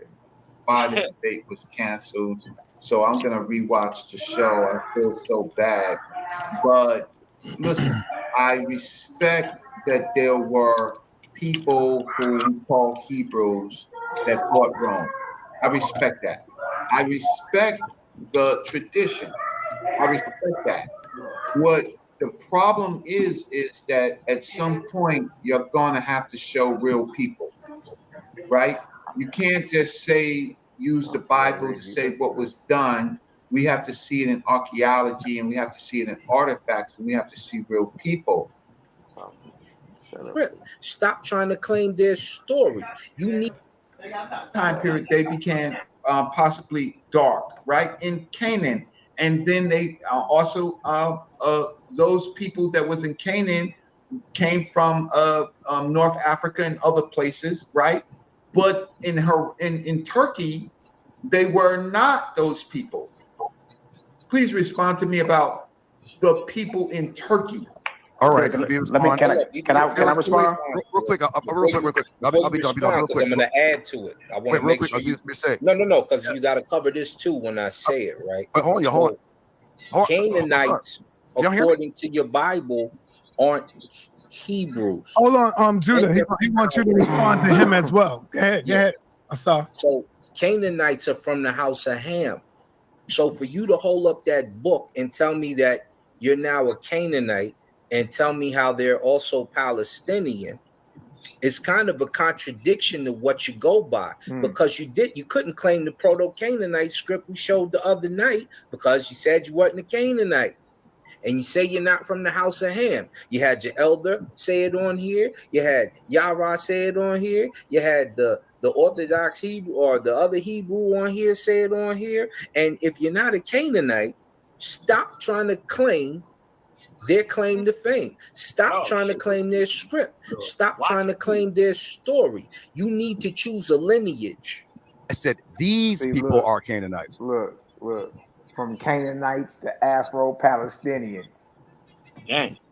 So Asar jumps down on Judah like, hold on, you an Israelite. What you mean? You either a Canaanite or an Israelite. The Bible say they from two different houses. So how is you pulling out a book proving the Israelites are quote unquote black folks, but using a book about Canaanites? That don't even make sense. Yeah, and that's why they mess up, because like if you follow the biblical narrative, you know that Canaan and Israelites is not the same. They not the same. So it's like you kill yourself every time you try to say that they are the same. Now, if you said it was mixed up genetically, yeah, but to try to make that distinction, now even the Bible don't say that. Like, God damn, Reggie, you're gonna be better than that. Yeah, you gotta be more strategic, man. Yeah, like what the hell is you doing? They're falsely called Afro-Palestinians, and the word Palestine is a Roman word. See, I'm always gonna whip you guys up with linguistics and etymology. So you can't come with that kindergarten, brother. You're gonna have to step it up, brother. This is Judah Naz the God, brother. You are watching a master at work. Man, y'all better stop sleeping on Judah. Look what Morpheus say. Thought your Bible said Genesis 9:25. He said, "Cursed be Canaan, a servant of servants." Yeah, he beat his brother. You know, Morpheus is a slick one too, boy. Yeah, Morpheus. Yeah. I like Morpheus. He's strategic. That's why I fuck with him. I like Morpheus. Yeah, and I like that he break down the Islam and get into it and really see what it say, because it damn. You know, he's a former Nuwapian, so it's like I used to debate them Nuwapians back in the day downtown Atlanta, and them niggas is sharp. They real sharp. So if you get in the ring with one of them Nuwapians and you can hold your own, yeah, because them niggas get it in. Yeah, that nigga Morpheus serious. You dig? Now, Pete, when I bring up Gobekli Tepe, if you look in the chat, I don't think Sai put it up on the screen, but if you look in the chat, Morpheus nigga post the dating of Gobekli Tepe. You know what I mean? Everybody read right past it. I said, see, look at that. Man, y'all bugging. Come on, let's go, Malachi Maccabee. What you got? Hey, let me respond to that too about the whole Abraham thing. First and foremost is this, bro. Dealing with all the information any of us are dealing with, unless we weren't there, then it's secondhand information, or it's what we call subjective. It just comes down to what source makes more sense to you. That's what you usually side with. 2, there's a book named Analyptis, volumes 1 and volumes 2 is by a guy named Godfrey Higgins, written in the 1700s. Godfrey Higgins admitted in his book that the Chaldeans, where Abraham is from, are the masters of math and astronomy. And he goes on to say that the Chaldeans were the ones we owe all this math, astronomy, and science to, and that the Chaldeans are related genetically to who we call today Negroes. Negroes. That the Chaldeans were blacker than the bluest African you know over there. So all I'm saying is, it ain't like we making this stuff up. You got people who lived 300-400 years ago admitting that the area where Abraham is from produced some of the most beautiful, black, dark-skinned, smartest, intellectual people that ever pulled earth through their nostrils. You feel me? So that's how I want to just respond to that. Just because you see people in certain localities today, specifically Egypt, we on here claiming Kemet, and Kemet is blacker than black, but who living in Kemet today? Who occupy Kemet today? You see? You got mixtures of the Ptolemy Greeks and the Arabs. They aren't the original Kemetians that are living there. So just that one locality in which Dr. Reggie claims proves that just because modern people are living within those borders does not mean the original people wore the same phenotype, the same color, rock the same cultures, none of that. Back to what I said earlier. When you dealing with arguing black people, or are we arguing? Man, pause that, bro. You gotta pause that. Reggie, You gotta pause that shit right there, bro. You got the cooking on this nigga, bro. And that's just dealing with philosophy. That's just talking, let alone showing the source. Because we got the ancient Persian iconic sources showing you dark skin, copper colored skin, long, aloft bearded Persians. Exactly. And you ain't even pulled that and you cut that nigga. So I'm like, look at that, bro. Exactly, bro. I don't know. I mean, the same old 1992 breakdowns that saved him in debates back then are played out. You know what I mean? Like, that may have saved you back then, bro, but that's not gonna save you today. Niggas ain't updating their information. The knowledge has evolved. Right. And updated. Here you go. There you go, right there. Exactly. See what I'm saying? If you would have pulled that would have ended it all. Ended everything we talking about. You know what I mean? That's just one out of numerous you could pull to show that the region that Abraham is from, Iraq ain't nothing but Persia, at the tip end of it. Yeah. And there they go. And then if you were to pull out a verse from Owaspi with the description of Abraham, showing that he copper-colored, lofty beard, fierce to look upon. Yeah. Come on. What we talking about here? Yeah, that's what I'm saying. The Bible don't got that. The Kemetic niggas don't got that. Owaspi is the only book that gives you a description of Abraham. And it show you how disingenuous of Moses. Now, think about this. It show you how disingenuous Reggie is, because he know good and well how the hell are you judging any type of ancient culture based off the modern inhabitants of the land? Come on, bro. Right. Yeah, and y'all got this nigga thinking he deep. You gonna let him speedball that past you? Like, no, nigga, you know good and well, even in Kemet, the original, whoever you want to call as original, ain't the ones that was running at all. Yeah, they ain't here today. Yeah, so we can go ahead and stop all that. Right. You know what I mean? So because he was like the people, like colonization, war, migration, plagues, all type of stuff, slavery, disease. Come on, bro, stop it. Stop it. They never take into account any of that stuff. They never even think about the environment. And that's why that should be weak. That's what I'm saying, like these arguments. You feel me? It ain't like it. I be trying to tell Reggie. I mean, I think everybody know it. They just be kind of, you know what I mean, going easy on them. Yeah. You feel me? But Reggie, it's time to sit down, bro. It's just time to sit. Just like Sleepy Joe Biden, it was time for Sleepy Joe to step on down. It's just what that is with you, bro. It's like you, not saying you don't know how to research it under that, but you stuck back in 1992, Reggie. Right. And then he went out, he came out of his mouth the other day. I was so surprised. He was so anxious to prove this point, and he was upset that he wasn't getting no cash app. So this is why he was really ragging on it. Because he says he's not a spiritual person and doesn't believe in spirit. But then he came out his mouth and said Dr. Ben doesn't believe in a creator. I don't even know why he put that on that man like that. Oh, he was my teacher. I know you don't. You don't. The man has said he believed in the creative force of at least what the ancient Africans believed in. Right?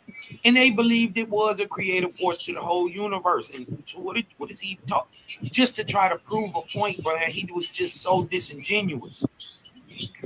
And not only that, them niggas better off going to the Rosicrucian shit. They better off going to that Jewish mysticism, nigga, because shit, y'all better off there than where y'all at.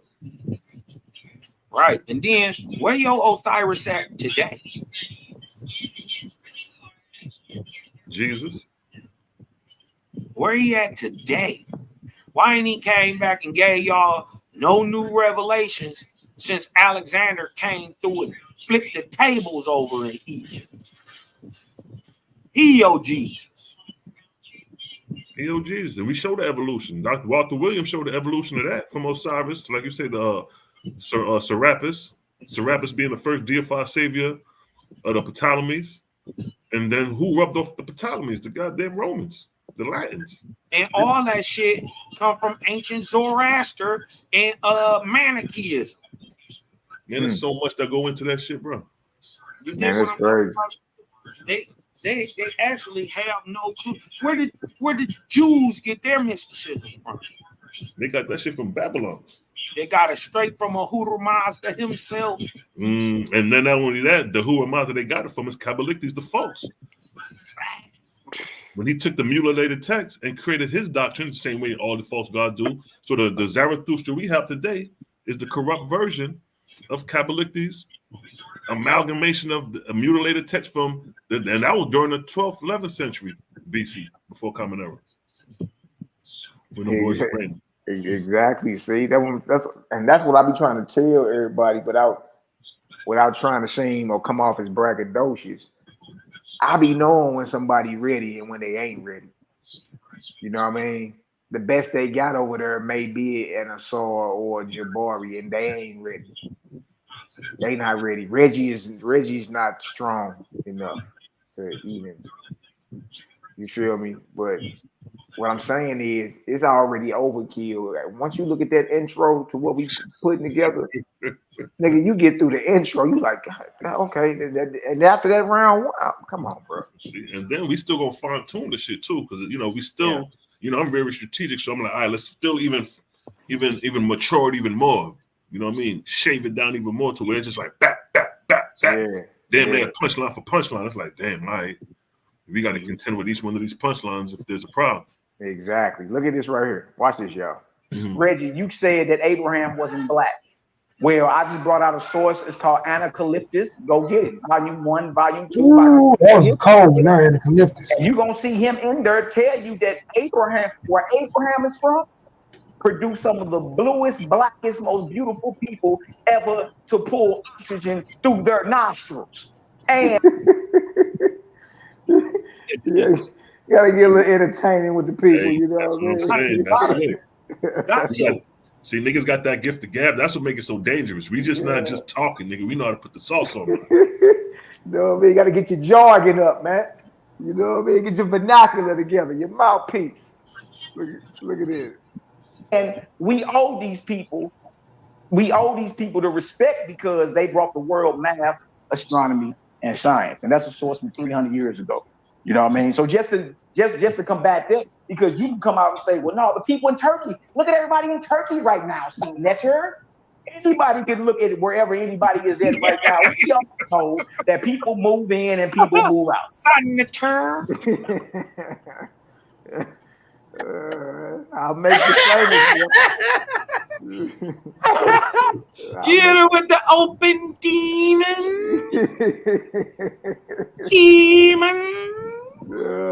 Boy, you shook. Man. Yappa. Hey, that nigga said senator. Hey, I'll make you famous, boy. Watch this. We all know that because of plague, because of warfare, because of famine. We all know that. So for us to look at Turkey in modern times and see Arabs or Muslims in Istanbul, you feel me, and say, oh, well, they're fair skinned with thin hair, Malachi. Look, that's being disingenuous. We all know that we can't call an ancient culture based off its modern inhabitants. Why? Because even Egypt is not inhabited nor ran by its ancient inhabitants. All right. Cook that boy. Put Sauce, he upset right now. Yeah. He is fuming. This is why he doesn't turn his camera on. He is fuming. Listen, Reggie lip quivering, his Cash App finger shaking. You dig what I'm talking about? His Newport light on. Telling you.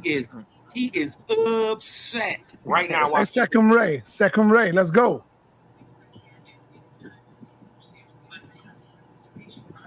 Unmute yourself. Your boy say Cash App finger. I think you got me muted. Y'all got me muted. No, you're good. You're good. Okay, all right, for sure, man. Pretty much, man. If you think about it, bro, like it's a known fact that Nubian melanated people were the originators of all people, right? And I have to agree with the last brother speaking. I didn't see who was speaking, but when he said about, you can't judge a modern day situation by what it is, because you got to understand there was a lot of invasions.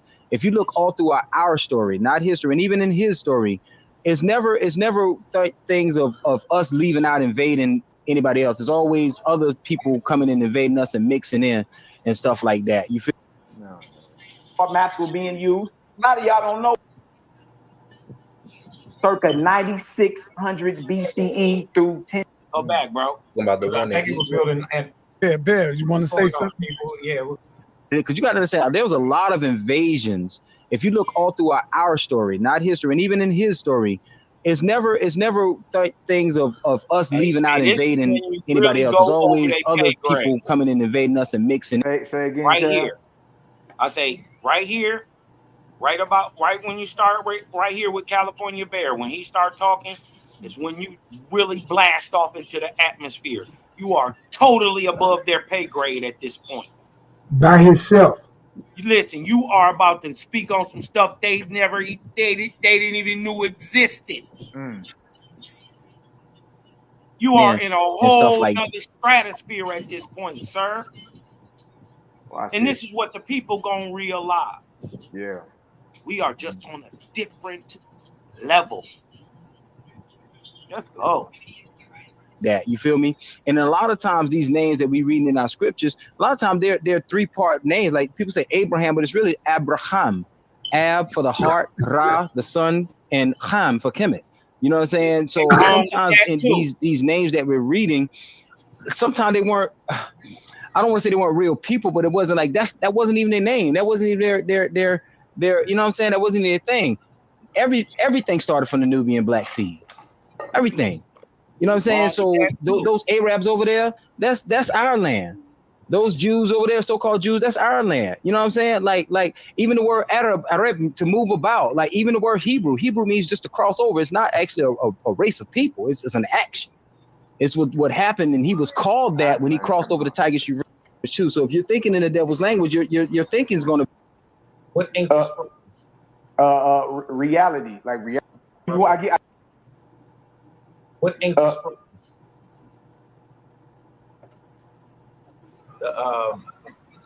Brother Maccabee, do you guys have any? And I'm asking this question because I don't know. Do you guys have any ancient information that constitute your information to this day? Or you guys? Yes. Just take it. Yes. Yeah, we have plenty of information. We're gonna bring it out in that science debate, bro. We gonna show modern science discoveries. No, I'm talking about like the just say they don't know how to read the Bible, but let's just go with the story. The Hebrew in the Old Testament, they say that the Hebrew scrolls constitute the Old Testament. What constitutes you guys information? You guys Bible? Bible. Reality, like reality that we're dealing with, and modern scientific findings of things that have been covered up and buried for millennia. You're right. I give you one example. Yes, sir. See, it sounds good until I give an example. Who all on here know about one of the first, or if not the first, astrological observatory that was built? What time period was it built, and what's the name of it? Reggie think he got you. Reggie think he got you. Talk to us. You Watch talking about this. the one that Look at him say, "Talk to us." Watch this. But talk to us. Antarctica, but No. Egypt, So the one in Egypt. Look. Look. This is you listen. Right now, you above their pay grade because the oldest observatory they know about is Nabta Playa, right? Mm-hmm. Nabta Playa go back to about 6,000 BC. I'll even give it 7. We talking about something 3,000 years older than that. The oldest thing that you think is something older and something better. And it's a whole bunch of them that's older and better. Watch this. Who's built theirs after? Nah, I'm not. Who's built theirs after, which is really not the Acadians, I would say, built theirs after. Well, okay. Now, and what time period are we talking about, my brother? The time I don't remember. The time I don't remember, but you just said something was built afterwards. Mm-hmm. Which means you know something is older and something is newer. Didn't he just say right here, and then this other one was built after? But you know what? Check this though. I just looked it up. I just looked up the oldest Egyptian observatory. They got one called Nabta Playa. You can check it out. That's what I just said. That's what Cal just said. But that should go back to 7,000 years. So we still got it. It's a baby. It still got him. It's a baby. Before Nabta Playa was even created, Göbekli Tepe had already been buried. Yeah, been buried already. Exactly. And if you want to play the follow game, we could be like, okay, well, nigga, they follow from a Göbekli Tepe. Right. These will be the people who go on to produce the people who go on to produce the people who go on to produce the Egyptian. Watch this. Okay. So look. This. So 5,000 years. Yeah, and I'm about to show him something. Okay. What did he say? You'll go back 5,000 years. What? Now check this out. Y'all still woefully short. If you talking about 5,000 years ago, you still short on what I'm talking about. All right. So look, the first astrological observatory that was recently. Look, he still don't know. He's trying to figure it out.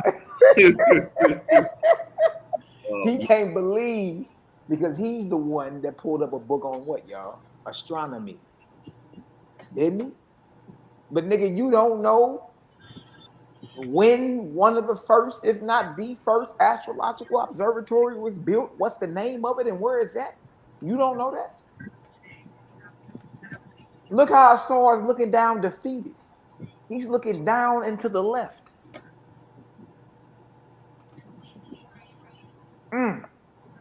No, I'm not even talking about that.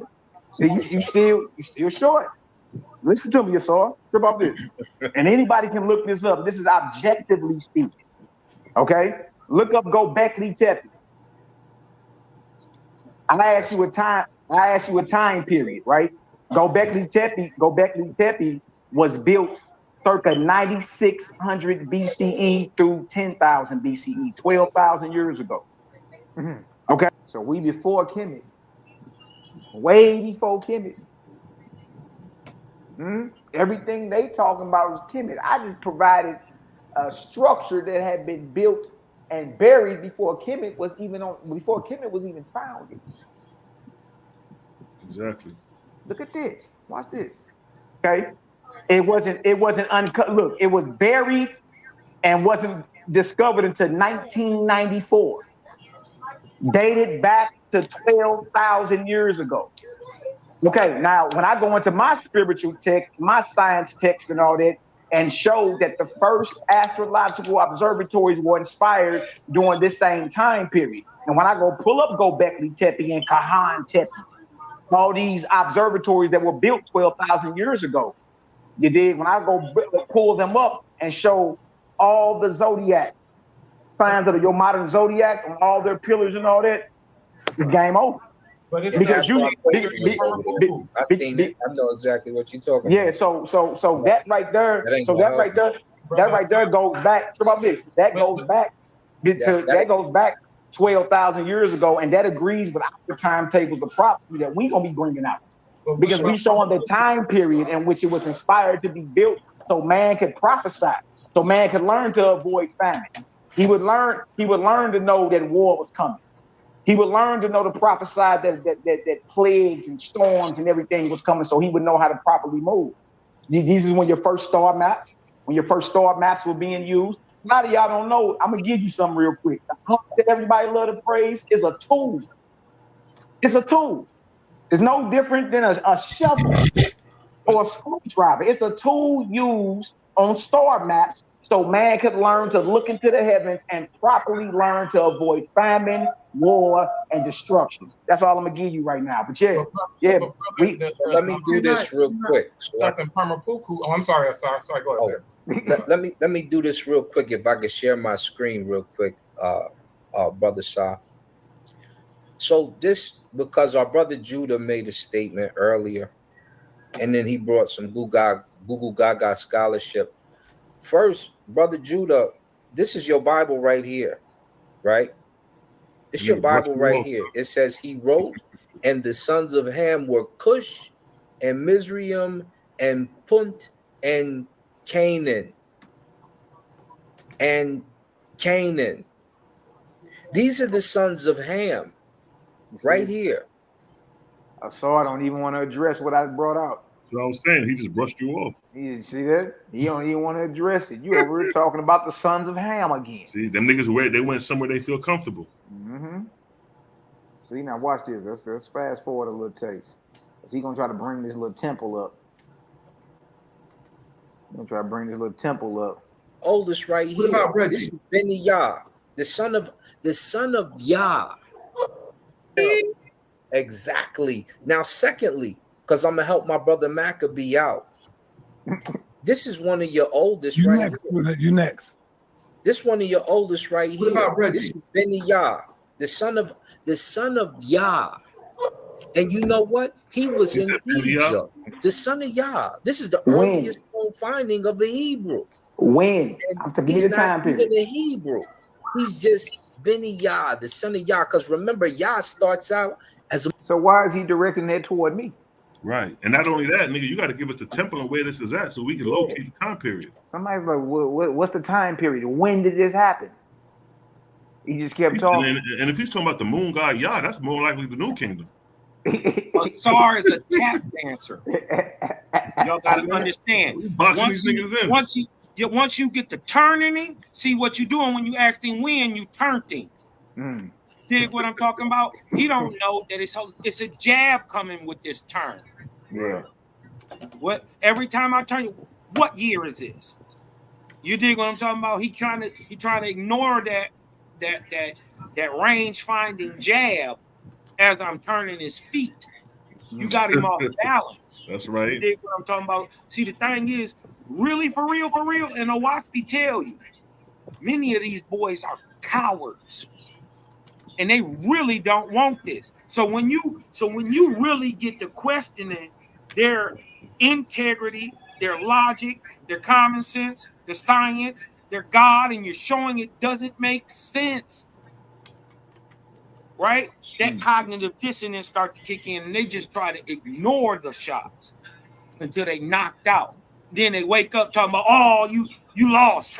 You dig what I'm talking about? And then he talking about Benny Yah. Benny Yah mean the son of Yah. So I'm like, what that got to do with, like, where's the reference to that? You know what I mean? What are you talking about, really? Go ahead, can you play it? What are you really saying? Right. You know what I mean? Like, come on, man. You got to get yourself together on that. Like, that was just a word salad. The moon god in ancient Egypt. Okay, and he has a Hebrew tongue. He has a choice because his other name is Paheka Amen, servant of Amen. You know what he did when he passed away? He chose to keep the Egyptian in Paheka Amen. But you have a choice.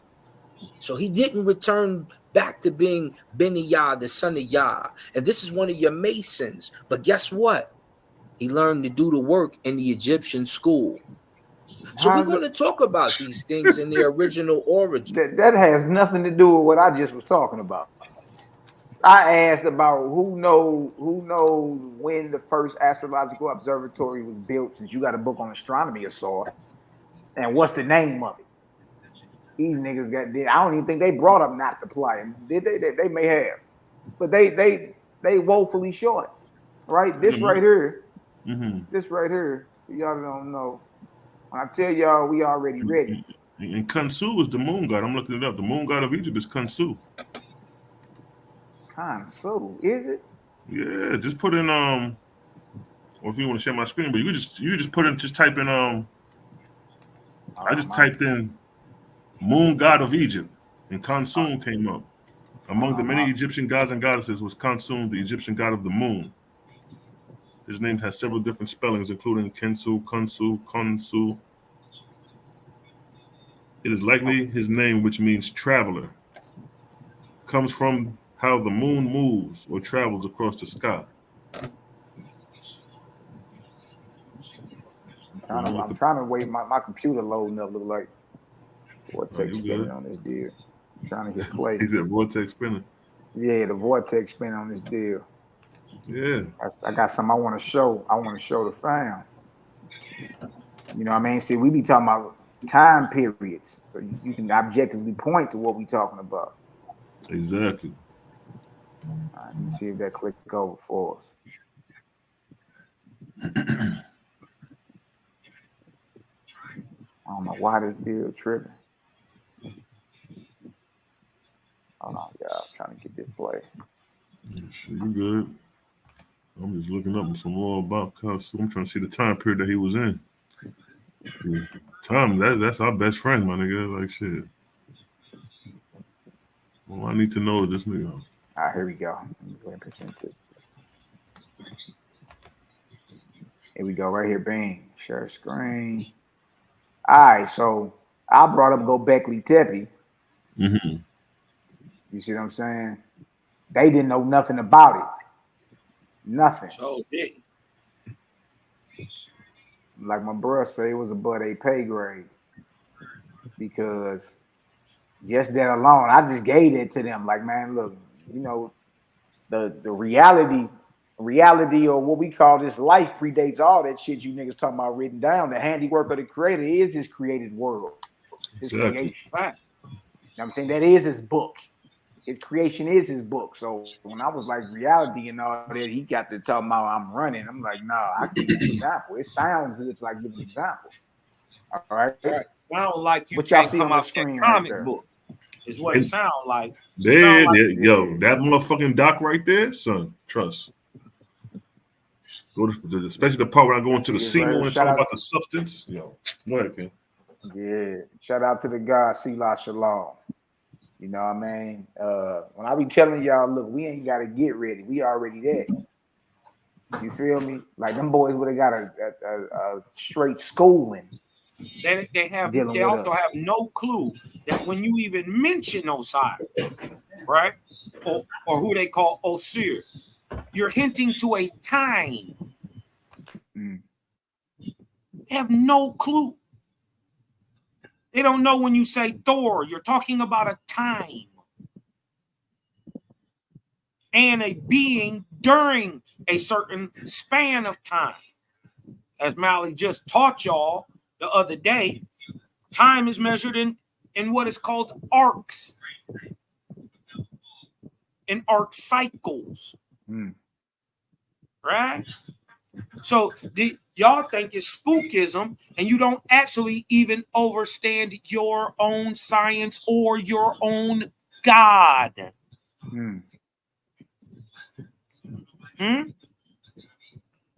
This is why you're stuck in astrology and astronomy and actually have no cosmogony. Your God told you a lie on purpose to dumb you down. Same with all religious ideologies. This right here is the cycle of Osir. Now see that? Give you the time period. Each cycle is roughly 3,000 years. So 10,353 BC to 7,053 BC, 12,000 to 9,000 years ago was the cycle of Osir, Osir, study of physical science, astrology, astronomy, natural philosophy. All right. If you know anything about you talk about the zodiacs and all that, and the star maps, and now you got a time period to point to when it was first inspired. All right, this right here is the timetable of prophecy. All right, each one of these lines is an arc cycle. Lines of light is an arc cycle. The beginning of one, or the end of one, the beginning of another. This right here, this is the Earth, all the way over here. All right, that's the 23rd line, not 23. As we speak, what is this? 21? It's like the 21st arc cycle after the creation of mortals. Man created all the way over here, 71,553 BC. All right. So we looking like at the 21st arc cycle after the creation of man. What, roughly 66,000 years? A little bit over 60,000 years. We come into the cycle of Osir. So we giving you a time period. When I asked the brother when, he didn't tell me. Look at this, 21st arc cycle, the cycle of Osir. Now look at it. This right here is archaeology. This is the discovery of Göbekli Tepe. All right, this was an ancient astrological observatory 9,000 years ago. It was recently uncovered, excavated in 1994. Had been abandoned since 8,000 BCE. Okay, look at this. So we come with it. So we just came with the time period, then we just came with the source. Nigga can't argue with archaeology. But he gonna point and say that's not a pillar. Like what you gonna do with that? Now look at this. Now when you hear Osiris today, you think of the spandex god in Egypt. We showed pictures of him earlier. All right, but before he could even take on the title of an Osiris or whatever, there was an Ethereum commanding general god type named Osiris, a son of the creator, not worshipped, not praised, none of that. You feel me? Well, but it was sent to bring the earth and help progress man forward. You know what I mean? And he the one under that inspiration that came with the star maps, the Ankh, you know, teaching the zodiacs, teaching man how to read the heavens and how to properly prophesy famine, war, destruction, all that. All right, so this is the time period of Osiris the First. All right, Osiris the False didn't come to around 6,000 to 7,000 years later. That's the one you know in Egypt that they call Asar today. But he's just a false god named Chelemung who took the name of a famous god so he wouldn't have to work too long and too hard to establish his name among mortals. He just take the name of a famous god and switch the doctrine up. That's all the false gods do. So they don't have to work hard to establish their name amongst mortals. All right. So we're not, when you hear us talk about Osiris the First, we're not talking about the god that's venerated and worshipped in Egypt. We're not talking about the one that's in the judgment hall, Ma'at. We're not talking about this nigga right here. We're not talking about him. All right. We're talking about one that came before. All right. What's the proof of his inspiration in the earth? What's the proof of it? All right. Now look at this right here. Condition of earth and heaven at the end of the cycle of Thor, the Ark of Mos, 20th arc cycle after the creation of mortals. Younger Dryas, that's historical. Your spiritual texts talk about the Younger Dryas. Can you go into Kemet and we read about the Younger Dryas? 12,900 to 11,700 years ago. What you see on her is petroglyphs and all that. All right. Book of Thor, son of the creator, 6 and 13. Thus the earth went into great darkness during the last 600 years of the cycle of Thor. So from 10,953 BC the 10,353 BC, the earth was traveling through pockets of darkness. You know what I mean? On its travel. Look at this right here. The Lord's fourth book, 4:22 through 24. Then darkness came upon the races of men. Millions of them returned to a state of savagery. And angels of darkness came upon the earth, taking upon themselves a semblance of corporeal forms, and dwelling with mortals and engaging in practices about which it is unlawful to write or speak. So that at the termination of 3,000 years, the lands of the earth were covered with darkness. And the Creator cast a veil over the face of the sun, and it did not shine brightly for many years. Book of Thor, son of the Creator, 6:11 through 16. I have prepared places of darkness in the ethereal firmament, and places of light, and my corporeal worlds must travel through them, for so I created them. And these places of darkness and places of light are like changes of seasons for my harvest. So the earth goes through its periods of light and its periods of darkness. That's just what it is. You know what I mean? And it's these unseen conditions that the earth is traveling through that impresses upon man. You know what I mean? It goes through its pockets of light and pockets of darkness. That's what's going on. Now look at this. Now look at this. Now the earth passes into deep darkness, for I fructify the races of men in new corporeal growth, for things that shall come afterward. As they absorb from the IJ of my places in this age, so also do their souls become full of superstition and darkness. Thus the earth went into great darkness during the last 600 years of the cycle of Thor. And there was no harvest from her for the ethereal heavens, but the spirits deserted atmosphere in millions upon millions, and went down to the earth to dwell with mortals, and to find places to live on the corporeal earth. And except the ions, the light of Jehovah was shut out from men. Thus ambition for improvement was at an end. They became like drones and vagabonds. Dang. And when they died, their spirits continued to lie about in the places of their mortal life. And many of these spirits persuaded mortals to suicide. They killed themselves by thousands and tens of thousands. Nor was there any courage among men to endure anything under the sun. They wanted to be with the spirits of the dead, to talk with them, to see them, and to be rid of earthly trials. Neither did the spirits who congregate on earth have any knowledge of the higher heavens, nor could they impart knowledge as to where they dwelt, nor how they employed their time. For in fact, they did nothing useful for heaven or earth, nor even for themselves. Thus ended the cycle of Thor, and it was 3,200 years. And then it goes into the behavior of an arc cycle. New age, new revelation for 200 years. Peace and light, 700 years. Decline, beginning of warfare for 600 years. Dark ages, 1,000 years. Renaissance, 500 years. So that's the basic overall behavior pattern of mankind, depending on where they are at in that arc cycle. All right, an arc cycle is like 3,000 years. All right. There he is right there, the arc of Moss, 20th arc cycle after the creation of mortals. Now let's go down into who is Osir. Who is Osir the first? Now look at this.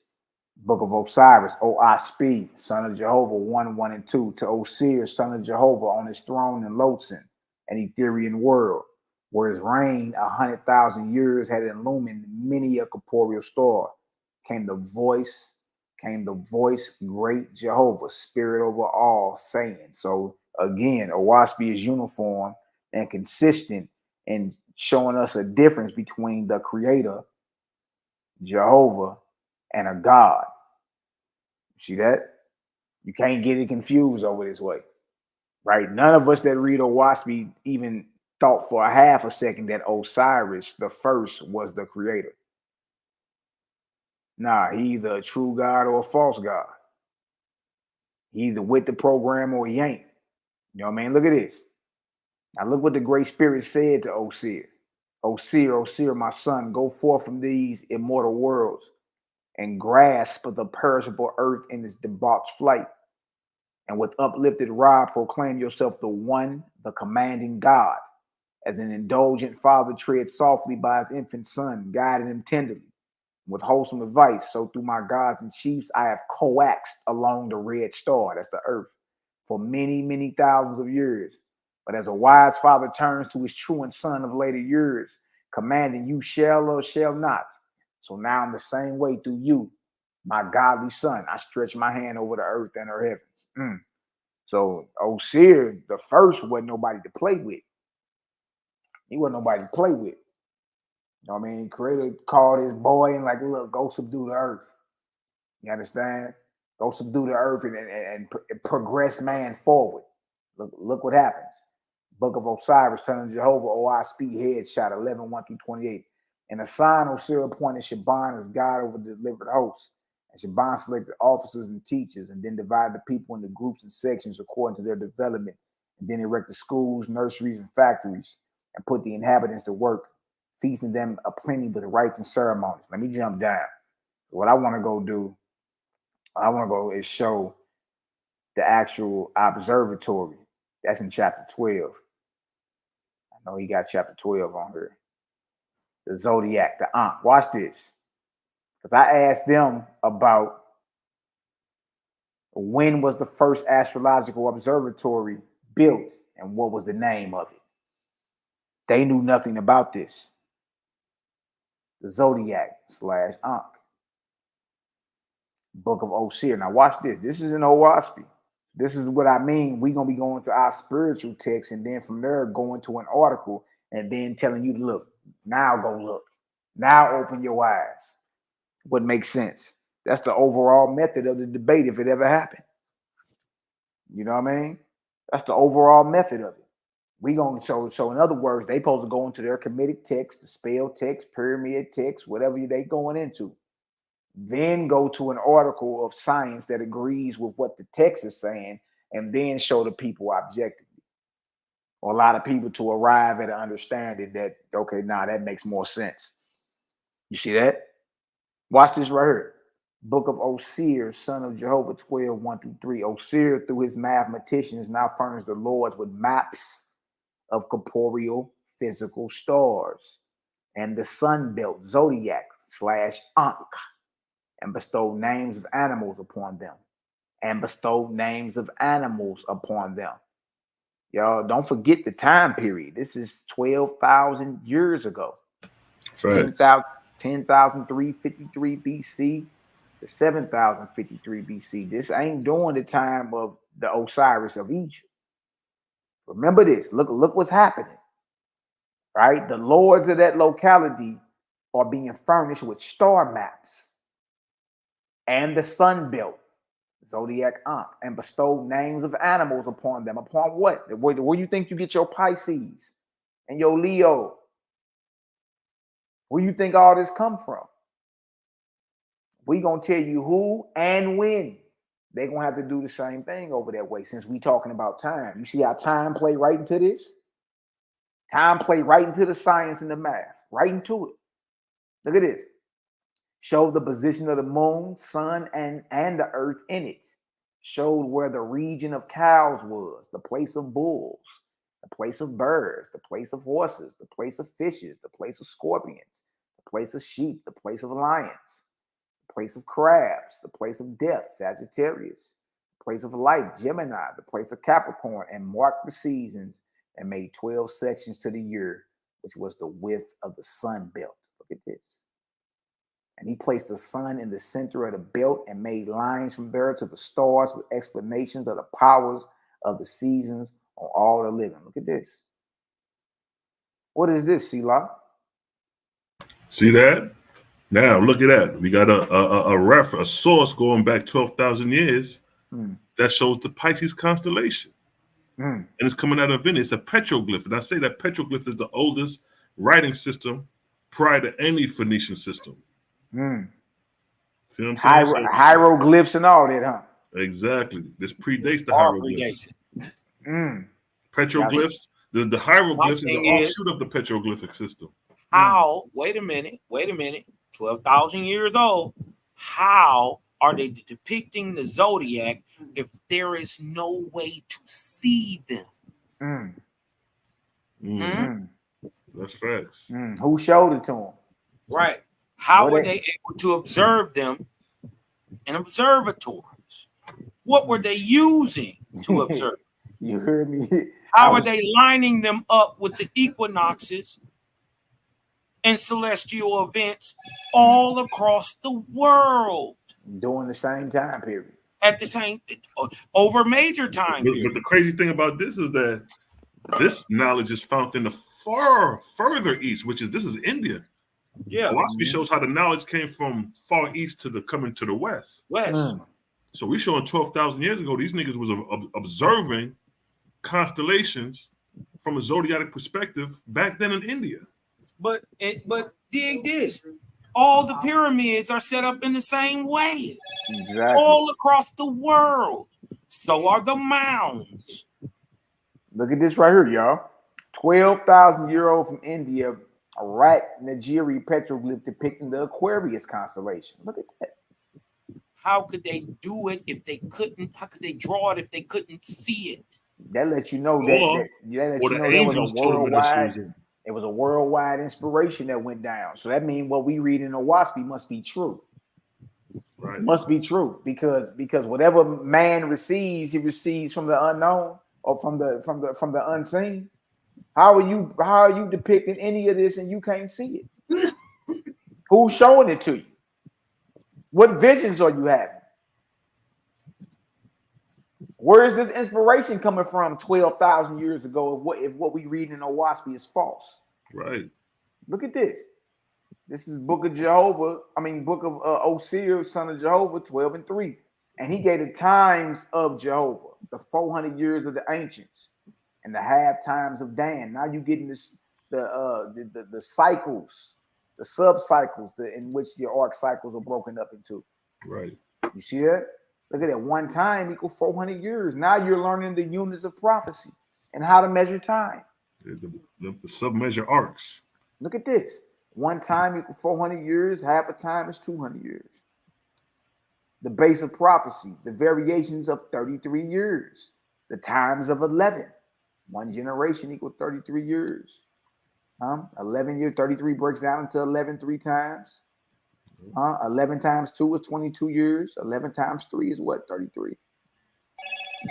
Look at that. And the 7.5 times of the vortices of the stars, so that the seasons could be foretold. You're supposed to be prophets. Exactly. You're supposed to look into the heavens and call it down for what it is. Right. It's famine coming. It's plagues coming. It's war coming. Right. Huh? It's summer coming. It's fall coming. It's winter coming. Exactly. Those are your early forms of prophecy, natural prophecy. So that seasons could be foretold. It wasn't just for you to just run around and claim you a Gemini or Sagittarius. You was given the knowledge so you could read where you were in this travel on this thing we call Earth. So you could know how to properly maneuver, how to prepare, how to get out the way if necessary, how to avoid famine, all that. This wasn't something given just because you think it's cute today. Look at this. Arc cycle equal 3,000 years. All right. This is what Osiris the first is bringing all this knowledge to man. Because it was time for man to receive this, to move forward. The Lord's 5th book, 6:1-35. And God said in the time of Osiris, your Lord provided for the light knowledge that had been with the Ions to be merged into the new races, the Dons and Hours. This foundation was laid by the Lord and his angels. You was going to say something, Selah? No, go ahead. You good. Go ahead. You cooking. Okay, watch this right here. Look at this right here. It says, the Lord provided the inhabitants of the earth with oracle houses, in which the Lord could speak face to face with mortals through his angels, chosen for this purpose. In this manner, the Lord taught mortals. Y'all see that? Because that's how they learned it. That's oracle houses. Where to look at. Go ahead, King. Or temples, huh? What you must understand is 12,000 years ago, there was no way man could have known this information. Exactly. Right. Where did he get it from? Exactly. He didn't have we got answers to that. He didn't have a calendar. He didn't have a clock. He didn't have an astrolabe. But he was going to show event one. He ain't have a James Webb telescope. He ain't know it was 60 seconds in a minute. So how is he coming with this information literally written in rocks. And even greater is, how does Owaspie know? Exactly. And It's not only 7,000 that, years older than Egypt. and not only that, this is a revisitation of a lost science because they had this in the 10th arc cycle after the creation of man. Right. Pre-flood, pre-Diluvian times. Correct. So it shows This you how is this why cycle the just constantly Egyptian god recycles. usurped the name Osir. It was already a well-known and praised god who had been on and off the earth 7,000 plus years before anything called Kemet existed. This is what we got. See, the thing is, if you can't make your claim, if you can't put your claim in a timeline, it's not historic. It is myth. Right? And objectively, we don't see anybody named Osiris in Egypt until 2350 BC. So to have an Osir and the oldest astrological place be buried 7,000 years before Egypt existed, where nobody had seen it. And Owaspie revealing it in 1882, 112 years before it was found again. But look, because hold Owaspie up. is the primary source on the information. And then for it to be saying the place of the panthers and the bulls and the birds, and then to look on these stellas in the oldest astrological building that we know of in the world, and then Owaspie gives you a time when it was created. They do the radiocarbon dating, and it falls right in the same time. How? But check this though, piggybacking off of what Asar said. Go back to the verse real quick, Mally. What did Asar say in Egypt? It was the priests who learned the mathematics, who had the knowledge, right? It's usually the priests who communicate with the ancestors, the angels, to get the knowledge. That's what that verse is showing right there. How did they get the knowledge? The oracle houses. And most likely it's the priests talking to the angels, or one high in Su is labeled as a priest or whatever. But there you have it right there. If you was to ask them niggas how the ancient Egyptians get their knowledge, they're gonna say from the priests. But where did the priests get the knowledge from? And that's where they got them gonna get cut. That's where they're gonna be cut. Denial. The cognitive dissonance is gonna kick in because that's now you got to admit to the ancestors. But that's verse 3 and 6 sums it up right there. Good Lord. Look what that say. The Lord provided the inhabitants of the earth with oracle houses in which the Lord could speak face to face with mortals. See, in which the Lord could speak face to face with mortals through his angels chosen for this purpose. In this manner, this is how the Lord taught mankind. And now this type of knowledge explodes on the scene 12,000 years ago all over this earth. Where did the inspiration come from? Right. Like what propelled man all over to start drawing things he never saw before? Exactly. And look, start building to build astrological observatory, to build temples and the. Hey, Studio Live, man, watch your mouth, bro. You not smart. We're not talking about Egypt, bro. We're talking about 7,000 years before you and your spandex god even existed.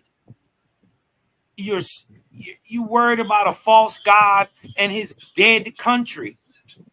Do you know he is salty right now that he built them pyramids? Your God is salty. But that's lightweight. He lightweight. But yeah, look at this. That don't even mean nothing. The teachings came from the angels. And what did they teach them? About the stars, sun, moon, showing them how to find what? Times and seasons of the year. See? He can't disprove this. How will Waspy know? Look at that. Before Wi-Fi, before dial-up, before AOL, before any of that, before it was a plane in the sky or a car on the streets. And then look what it said. Inspired them to observe the stars and to name them, which names are preserved. Now, I could testify observation dealing with the moon cycles for over a decade and get a whiff to see how Jehovah Creator deals with seasons and cycles.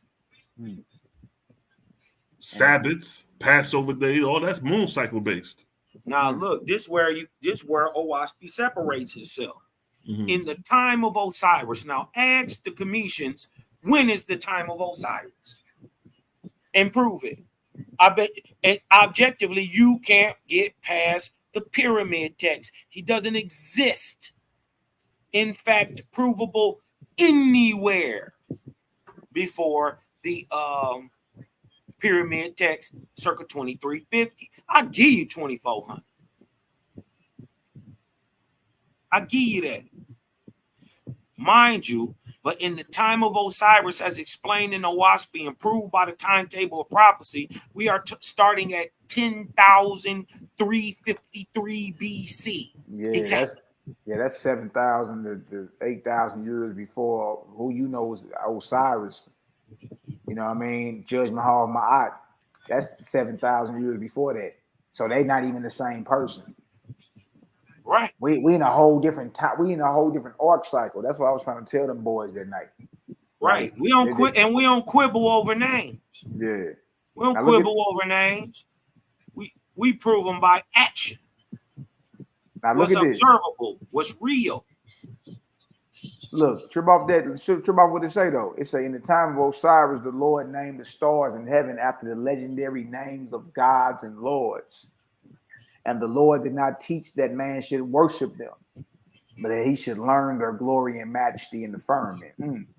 So if you go back up to that map real quick, where it say Ursa and things like that, these were actually names of deities that ended up being praised, like Cephas and Cassiopeia and Ursa. You get what I'm talking about? They ended up being praised because the science had got lost. So over time, they praised the deity or the system instead of the creator. But what you can't say is now you got to disprove that it wasn't called these same names 12,000 years ago.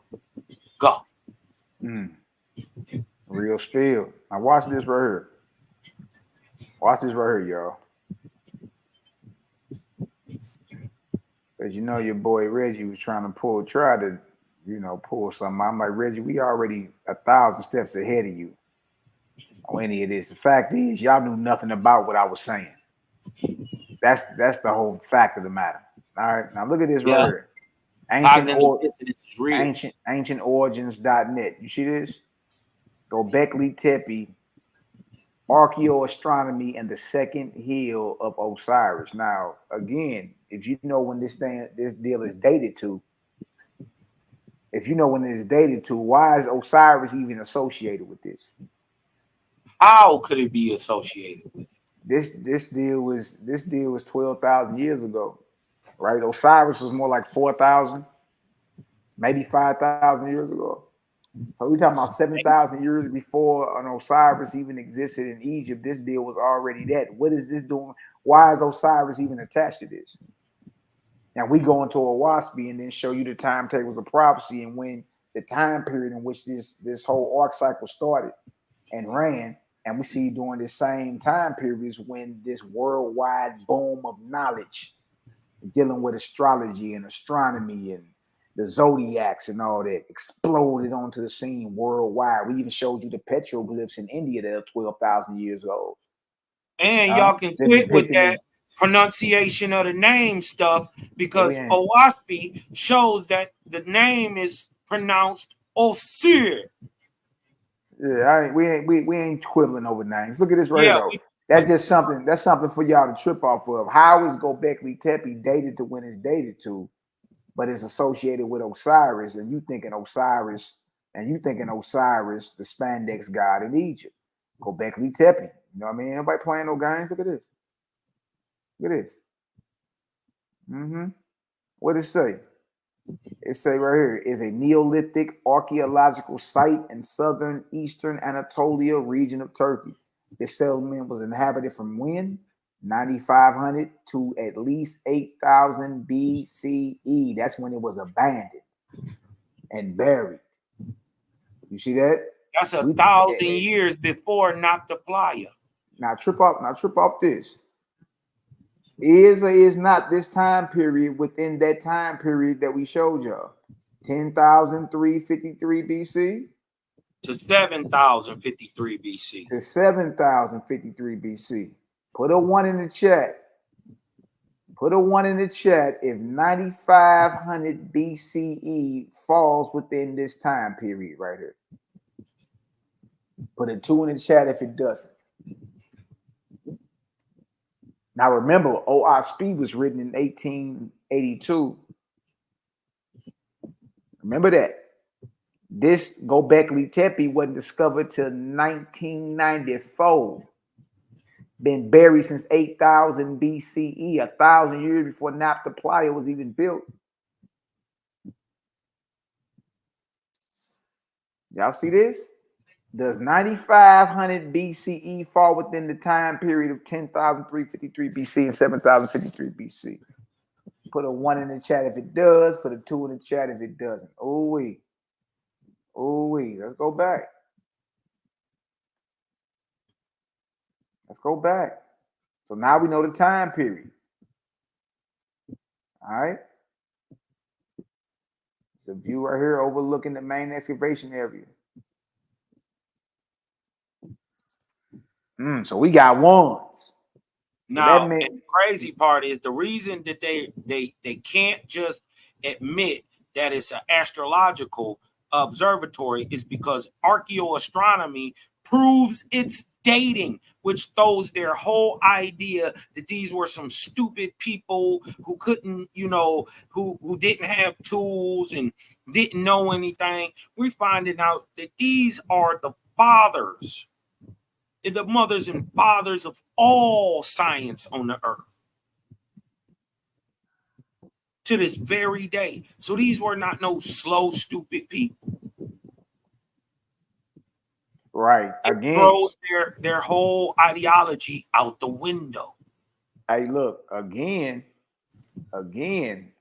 Osiris of Egypt should not even be associated with this. He's not around. He's not around to 7,000 years later. Can't get around that. Look at this. It says the name of the places in the ancient world was a serious affair. Particularly with regard to temples. A name enshrined the purpose for which the site was intended or reflected the truth about its history. Thus, understanding the real name of Göbekli Tepe offers the greatest clue as to why people of a forgotten era created a monument that is both out of place and out of time. Look at that. Look at that. Its ancient Armenian and probably oldest name is Port Asar. That's good enough for you holy name rollers. Talking about Osiris is Greek. Well, the oldest name is Port Asar. You cool with that? And look how they spell Asar, because dude was complaining about the spelling of Asar. That's the Egyptian goddamn correct spelling of Asar. Hey, man, you can't get around that, boy. You see? Hold on. Oh, wait. 7,000 years before there was in Egypt. So it is not Egyptian. In fact, it far predates it. And it's ancient Armenian at that. Port Asar. Good night. What it mean, Mally? What Port Asar mean? It's ancient Armenian and probably the oldest name is Port Asar, and it breaks down into 2 syllables. Port, navel or umbilical cord, identifies a site as a navel of the earth. A seeding place where the knowledge of who? The gods was first deposited. Bang, drop, boy. I wonder what God they're talking about. That line up with what Owaspi is saying. That the lords came down and taught the man. Exactly. Did or did we not just read that? We just read that. The lords under Asar's command taught mortals through the oracle houses. Are we reading Owaspi right now? Come on. No, we're not. This is an article that don't know nothing about what we read. For one, it called the spot the second hill of Osiris or Port Asar. 2, it's telling you that this place means a seeding place where the knowledge of the gods was first deposited. Where such epicenters exist throughout the world, wisdom spread across the land like ripples, touching the uncivilized and the brute. Wisdom spread across the land like ripples. Y'all heard this? You talking about inspiration, boy. Right. Wisdom spread across the land like ripples, touching the uncivilized and the brute, and elevating the potential of humankind. Well, I wonder where all that wisdom came from. Huh? Look at this. The second syllable Asar is revelatory, for it is none other than the original name of who? Osiris. Sit on down somewhere, whoever was arguing, trying to make an argument that it says Osiris, so it's fake. No, it's called Port Asar, which is the original name for Osiris, but this Osiris during this time is not from Egypt. Nope. Know what it say? Primary Egyptian deity and lord of the other world. It can be said then that this is the hill, that this hill is the umbilical cord of Osiris. Good night, boy. So they saying that the Egyptians got that. Wow. That ain't the Egyptian God. But That's we see when it's dated to. Look at watch this. this. Watch the scientists punch everybody in the eye because they say no, it can't be the Osiris from Egypt. Can't be. It can't be. Can't be. When I told Reggie the other night, boy, I read that article. I got sources too. This is one of them. We already it's called Asar. Port Asar. And see, the beautiful thing about what we just did, we read it in Owaski first. See, that's what we gonna do if they take this debate. We gonna read it. That's what we telling you, Studio Live, that the real Osiris brought this information, not the fake nigga. The fake nigga got a real name that his mama named him. He came 7,000 years later. What don't you get? Pick up the book and read before you give your opinion about something you know nothing about. You talking from a point of ignorance and are dealing with the depths of cognitive dissonance. We're hitting you with stuff you didn't even know existed. Yeah, and this predates. We're talking about a time before Egypt, before it was called Niger, before there was a Nubia, before it was called Afuraka. Yeah. Wasn't none of that. Wasn't none of that. Step your game up before you come over here trying to teach in the chat. Facts. Now look at this. Look at this. Yeah, just sit on back. Class in session. There's nothing in Egypt that dates the Asar of Egypt back to 10,000 BCE. So anybody saying it, do you a liar? Show us the Egyptian text itself. Don't say that. Yeah, that's how we kill the whole argument. Just show me that then. And you can't. There's nothing in Egypt that points Egypt back that far. So that's how we know we're dealing with a whole different Asar. That's how we know, okay, the one is real and one is false. You know what I mean? Pull up how old Egypt is in Egypt of Osiris. Pull up how old Egypt is in, how old Osiris is in Egypt. That's the end of it all. Okay, yeah. Osiris or hold on. When is the first time Osiris is mentioned? Attested to in right. Egypt? That's going to bring you back to the pyramid text. It's going to bring you back to the Old Kingdom, which is, like you say, cosmic cap of 2400 BC. Fifth dynasty. Mm-hmm. Yeah, y'all. Then let's read. I'm pulling it up. Yeah. Y'all better believe Dr. Ben. He told y'all. Egypt is a baby. You can read that on the screen, Cosmo. Say, Port Asar's most fascinating stone circle is enclosure D. Its organic material has been radiocarbon dated back to 10,500 BC. A. Schmidt, right on time, suggesting people were present there 300 years after the meteorite strike that triggered the Younger Dryas.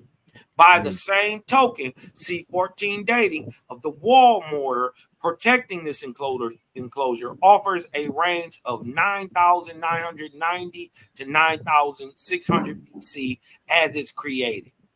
Is that in the middle of 10,000 and 7,000 BC? Yes, it is. Yes. And not only that, in a book of Divinity, it talks about the comet that hit, that Earth went dark for 12 days. Yeah, and it didn't even hit. That's why y'all can't find an impact crater. But it coincided that the comet came down, and the Watson talks about that in the same time period. Exactly. It drugged the tail of the comet into the Earth, blacked out the sun, dropped the temperature, creating what is called the Younger Dryas. But it should be an impact crater, and they've been looking for it. And have never found it. Why? Because Owaspy reveals no crater, no impact crater was actually created because no impact of a meteorite actually happened. Here, look at this, y'all. This is why you find the material and not all the burning. See, look at this right here. Here go this green deity of Egypt right here, Osiris. All right, now look, let's get down to it.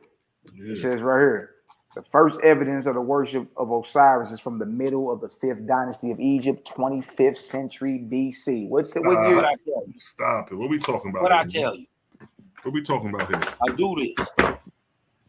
Been doing this. Ain't nothing else to talk about.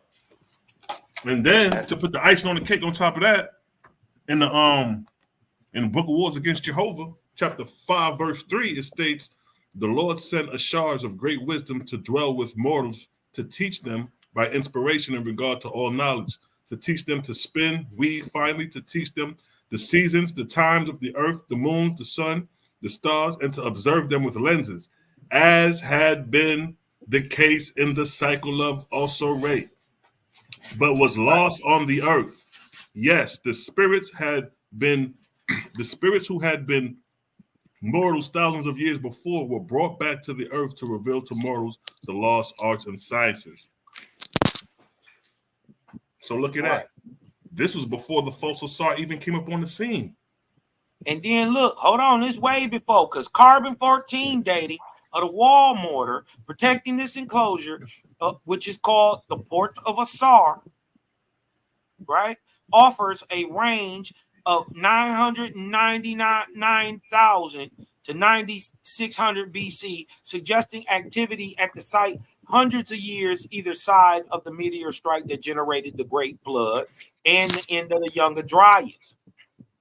It would appear that someone came to this hill in Anatolia, someone, to construct what appears to be an observatory. A what? Or a library in stone. That's exactly what Owaspy says they are. The very first observatories in the world being built in between 10,000 and 7,000 BC. Guess what? We look, the oldest is at 99, dating back to 10,500 BC, right when he said they're going to start to be made. And then they brought up a silly question. Why does it call it the second hill of Asar? What you don't know is it has an older sister. It got an older sister. Gobekli Tepe has an older sister. Kahan Tepe. Called Keran Tepe. Stop playing with the gang, man. Play with yourself. Play with your kids. Hey, Bible ain't got nothing on this. Kemet ain't got nothing on this. You it know would what I mean? appear that someone came to this hill in Anatolia to construct what appears to be an observatory or a library in stone, then carefully packed up the site and left prior to the destruction about to unfold. Secondly, how they know? First, that's an assumption that they carefully packed it up. It makes more sense that it was just buried.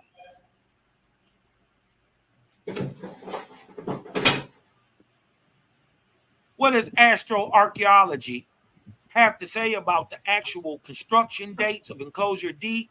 The one featuring the 13 T-shaped pillars. Mind you, there's 13 moon months in a year cycle. Uh-oh. Each carved with a plethora of animals and symbols in relief, many with astronomical connotations. It has been suggested that the pillars were aligned to reference the setting of the northern constellation Cygnus.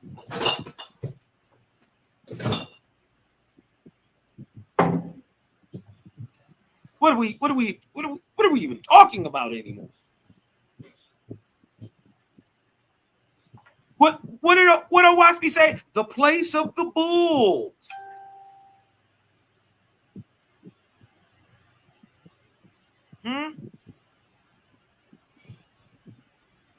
The place of the wolves.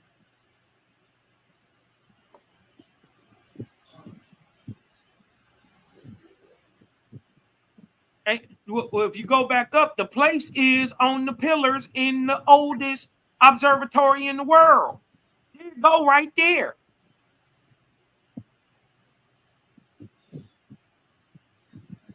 I ain't got to make this up. Why is there then? This got buried in 8000 BC. Nobody never seen this. You lying if you say you did. Nobody never seen it. It got found in 1994. It's brand new.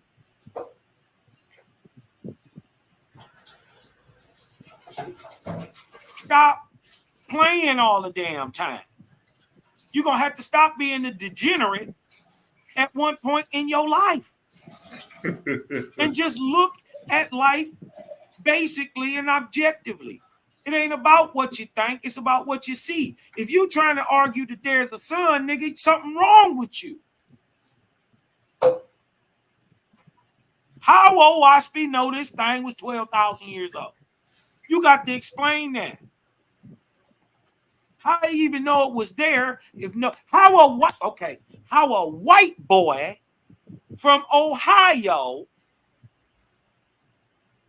who been talking to ghosts since he was a little kid know this information if nobody had seen it since 8000 BC?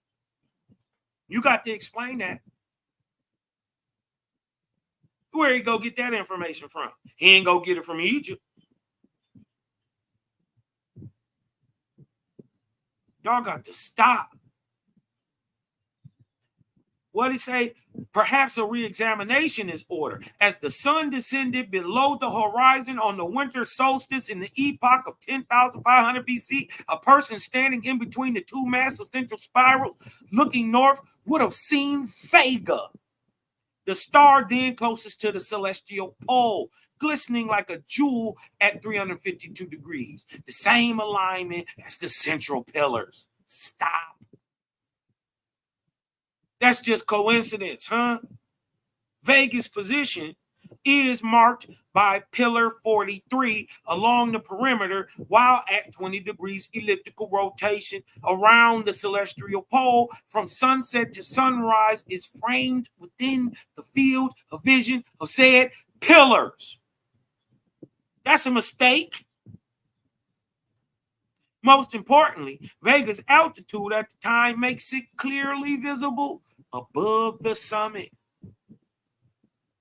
How is it lined up perfectly? Exactly when it says it was supposed to be built.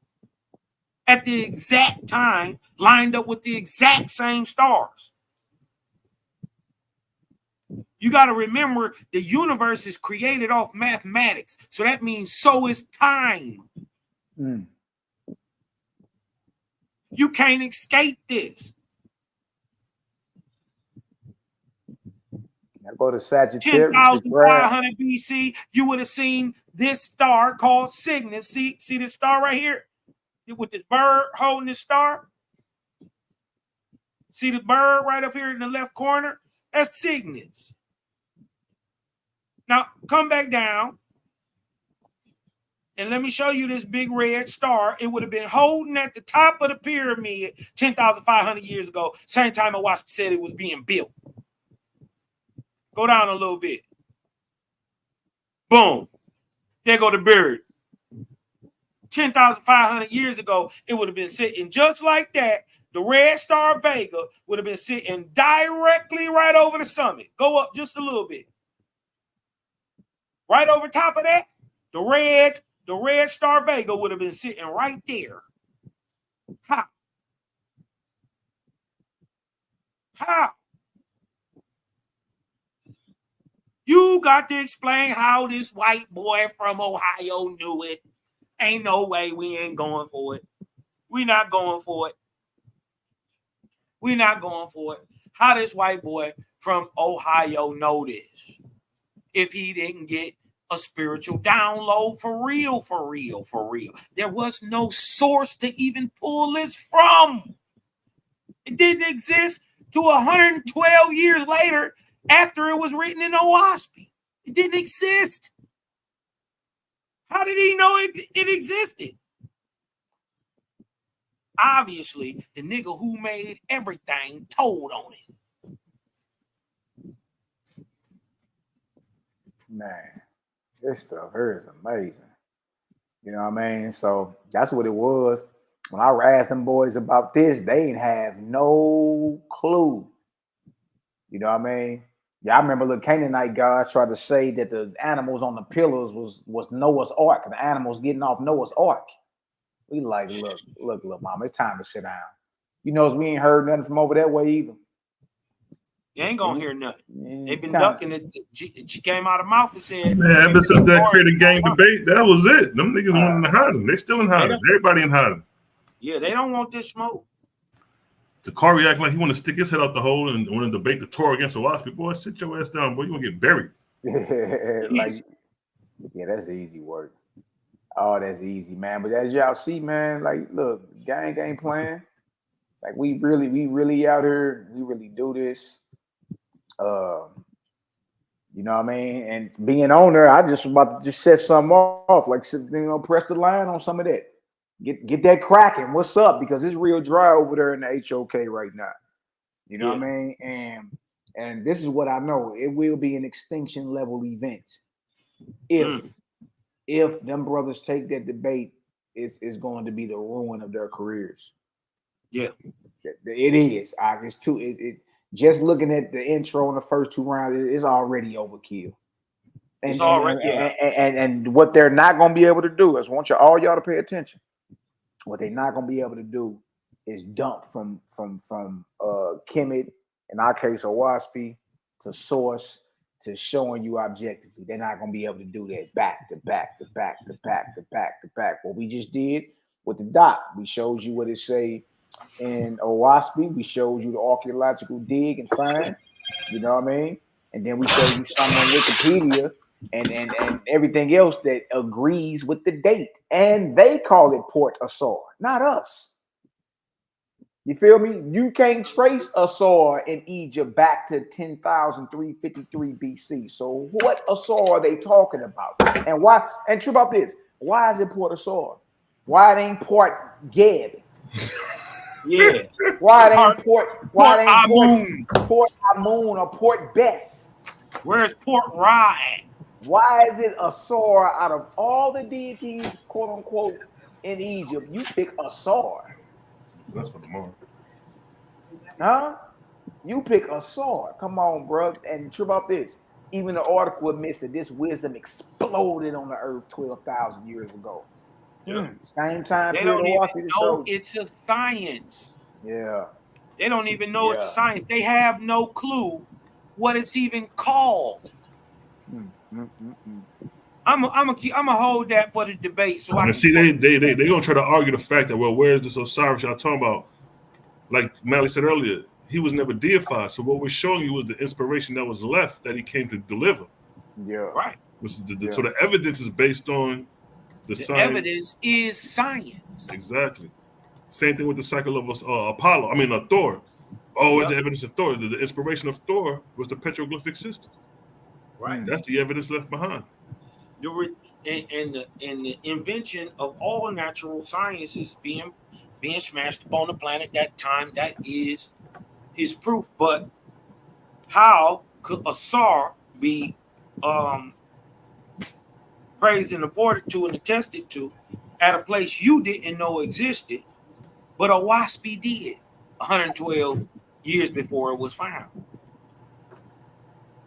I ain't gonna lie, man. We ain't gonna really need to go this deep with these Kemetic cats, to be honest. No, because we may not even first of all, you got to prove Tefnu. I think the concept of creation and the cosmogony alone is gonna flutter them. Right. You got to show this man. We ain't talking about no man in space pointing, making water and bin stones. You got to make that make sense. Right, exactly. Right? And then you got to prove it, and then you got to correlate it. You got to show your text is even saying anything about electricity.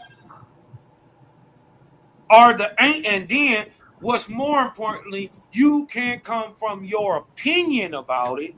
You got to say what the ancients said. So you're gonna have to open up that text. That's what we got them at. That's what if we back the bruise up in a corner like that, where they were scared to stand on their own text, and when they did stand on their own text, you see what happened. Mm-hmm. You got to make that text real, because the ancients seen it as real. Shout out California Band in the chat. I see you. California bird. What's the word, Aki? What's the word? Yeah, man, that's gonna be real easy, man. That ain't gonna be hard at all. Again, you hold them to the text.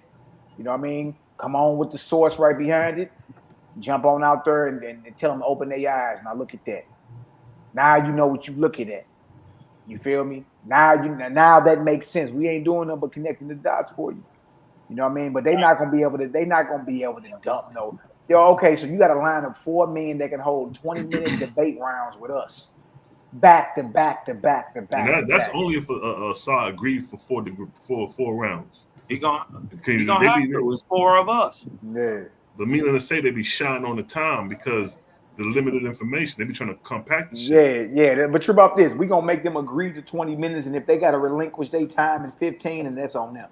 That's on them. You know what I mean? That's what we'll agree to. Like, look, if you got to give back some time, well, that's on you.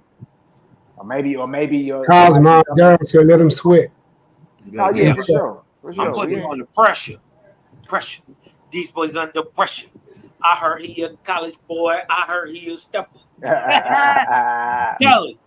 I'm telling you, it's gonna be pressure around here. Kemet ain't got enough.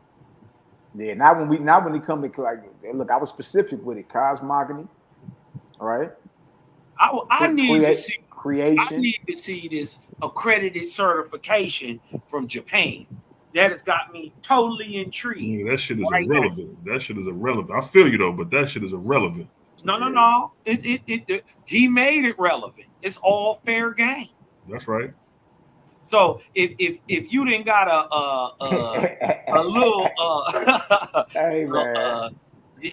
A certificate. Boy, you better not have gotten that you printed up off your computer. Nigga, written in soy sauce. Yeah. From Japan. You dig what I'm talking about? With some dumb boy juice on it. Nigga, dumb boy juice on that shit. When he said he was gifted, he said Japanese what? He said a Japanese. He said a Japanese. What he say? A certificate. No, a certificate in what? In cosmology. All right. In cosmogony. And see, right? they still ain't. They thinking you saying cosmology and not it's cosmogony. They still getting confused. Yeah, cosmogony. Because they ain't got one outside of Big Bang. California bird. There's no ancient scroll older than the handiwork of the creator, which is reality, which is creation. Creation agrees with what we're talking about. You won't find nothing written down that predates creation.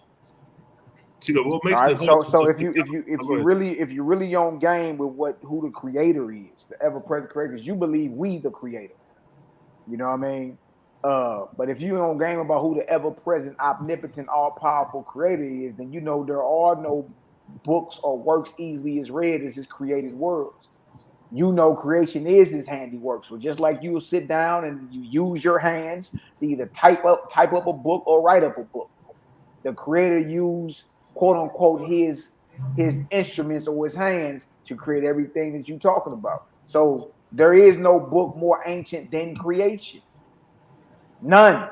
So whatever anybody is reading should align up with the creation of the one who created it all. If it don't line up, I don't care if it's the Bible, Quran, the Kemetic text, the Sumerian text, the Ugaritic, it don't even matter. If the I Ching, if it don't line up with creation, we gonna hold it under scrutiny. And because just creating proves the handiwork of the creator. Go ahead, my bad. No, you're right. That's absolutely right. Just because it's ancient doesn't mean that it's correct. The same way the Christians lied about Jesus Christ 2,000 years ago, and that's an ancient text. You know what I mean? Talking about Jesus, and when you study the history, you realize that it's falsified. So the Owaspy, we study the book, and then the book lines up with nature. So our PhD, our reference and our source is nature, depending on the topic we're talking about. But when we talk about creation, we reference nature. That's why when we talk about the vortex, and the Owaspy say the vortex is the first cause of creation. And then when we go to nature and see the example of the vortex, even in the Owaspy says, the whirlwind I made as a sign to man as the manner of my created worlds. So with that alone, the book is referencing you to the oldest source you got, which is creator. So if the book is referencing creator, then that means the book has merit because it's showing you something objectively you could prove without even the book. It's just bringing the book is just bringing it to your awareness. For example, your blood is alkaline 7.34. That has always been since creation. It's only till man got science to discover the fact that his blood is 7.34. That science has always been there. So the instrument, no matter how ancient is the instrument or how new the instrument is there to observe and apply to see if the instrument match up with what the blood is saying or what the blood is saying with the instrument. But 7.34 has always been. Nature has always been. Vortices has always been. Now we have a book to explain what we're looking at. So when we see spiraling galaxies, we know what we're looking at. Right. They'll tell you evidence or shards of the Big Bang. We all know that's the methodology the creator uses to create all corporeal, countless worlds. That's right. Suns and moons and stars and planets, and something got to get to spinning first. You know what I mean? Right. And Big Bang only explains one way. It only explains the expansion or the radiation of energy outwards. It doesn't tell you what condenses the energy first. You see what I'm saying? It doesn't give you the initial motion. Don't give up too much. Don't give up too much, Cal. You don't give up too much, bro. Nah, this ain't, bro. Look, this light work. Yeah, they got in store for them. They can't even imagine. This everyday talk right here. Yeah, bro, they can't even get away from what we talk about. Like this is how we sit down and talk to the short leggers. We talk to the children like the way we talking now. You know what I mean? Like this is light work. And then truth stands on its own merit, so it's like we ain't got nothing to hide. We'll recycle everything. Even Daryl said, don't give up too much, Cal. Even Daryl said, that's two witnesses, bro. That's two witnesses, bro. Daryl ready to take somebody's head off. Yeah, Daryl. Yeah, this is debate right here. You know what I mean? And now it's all good, California bro. It was good chopping it up with you the other day and all that. You know what though? But look, trip off this. It make more. Valley? What's up? The more and more time been going on that they ain't been saying nothing. I think you might be right, bro. I think they might duck us. Yeah, that's what I'm saying. I think they might really duck us, bro, or try to. We gonna press the issue. I'm always pressing the issue. I'm gonna press the line. Oh yeah. Now you see your little bro invaded that platform the other day. I wasn't playing with him. Came on in swinging. California bird. Let me ask you a question. Let me show you how ice cold or hit the link, California bird. Hold on. Let me ask him a question real quick. Drop a link in the room, Mary, so you can come up. All right. Let me ask him a question real quick. Just real quick. Trip off this. I rocks with you. I feel you. You saying you Aboriginal, full, true Indian, all that, right? Let me ask you a question. What spiritual text? I'm not just talking about anybody's research. What spiritual text have you read that gives a physical description of the Aboriginal, quote unquote, Indian of this land? What spiritual text have you read? And can you pull that and post that for us? Because I'm gonna show you something. Full and true Indian. And, I'm gonna show you something. You feel me? Because I believe your heart in the right spot. Yep. You feel me? All right. So what verse in Bible shows you the physical description of the Aboriginal, quote unquote, Indian? OTK, shout out OTK. OTK say oral story, fam. Oral, huh? Okay. Okay. All right. I'm about to share my screen real quick. Now, California Bird, I still want you to share the Bible verse that shows, listen to me, that shows the physical description of the native, or I don't like saying native, the original Aboriginal man of this land right here. I just want the verse. In the Bible or any spiritual text. Any we'll give you leeway. Any spiritual text that describes the physical look of the Aboriginal American. Any text. And if you do got it in sincerity, please drop it. The link in the chat though. You know what I mean? Text. But I want but listen to me. Listen to me. We want to see it. Whether it's Bible, Quran, anything got a Kemetic, you know what I mean? We got OTK saying it's oral. You feel me? Now, if you don't have it, trip off this. Let me show you something. Let me show you how cold the book of Sky, Earth, Spirit, which is reality. We all deal with the sky, earth, and spirit. So we coming from a book of reality. All right, now watch this. Let me show you something. Let me show you something. The OTK already know. Ask him to relinquish the question first. Hey, California Bar, do you relinquish the question first, or do you know what I'm saying? Because man, I want to show you. No, I still look. Regardless, I know you're gonna show him anyway. I know what you're gonna do. Yeah, then he can always come back and show it where it say it in Bible. Or wherever he finds it at. Yeah, wherever. You know, I'm trying to share. I know it's out, brother. I have about 20 years. Oral tradition, Galvin. Nothing's wrong with oral tradition. Yeah, nothing at all. But hold on, let me try to. Oral tradition is amazing. LTK said he a Vortexi in Indian. That's right. That's right, boy. That's right, OTK. Hey, look, I'm gonna need one of y'all to share my screen sharing ain't working. Pull up the Lord's third book for me. Chapter Lord's 2. third. Yeah, chapter 2, verse 2. Hold on, let me get into some of this. Let me close down some of this stuff. That's what I want to do is show you, like, look, Owaspi give you a physical description of the Aboriginal Indian of this land. You know what I mean? And who gonna be bringing this history and all this stuff out today? You dig what I'm saying? It tell you who gonna be doing that too. And we gotta remind you, it's only 4 people doing it. It's only 4 people. And I want you to look at the phenotype when we reveal to you who these 4 people are. And when they call these people Algonquins, there should no longer be any doubt. Yeah. Okay. Wait a minute. I don't like this version. Hold on. Let me close down there. Let me open up my version of Owaspi. This is crazy. I know I got one. I don't know what's going on with my computer. My computer tripped.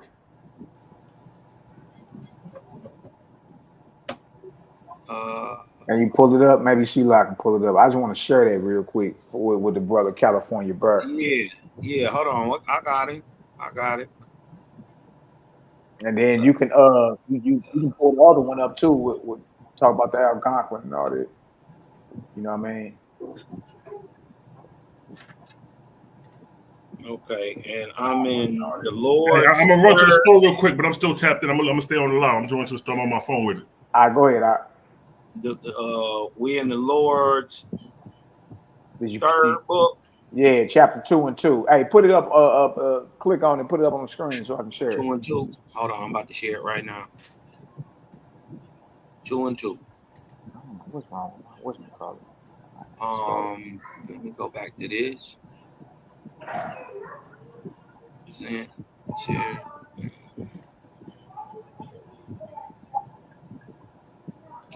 Oh, this the Lord's. Hold on, this the Lord's first book. Yeah, we're looking for the third. Hold on, I got you.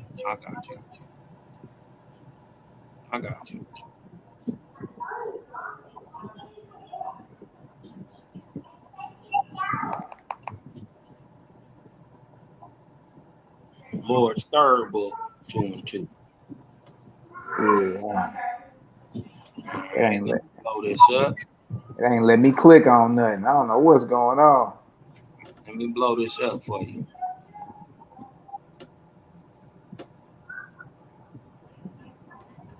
All right. You see it? Hold on. Let me see. I'm trying to click on it now. I'm having some issues. Hold on.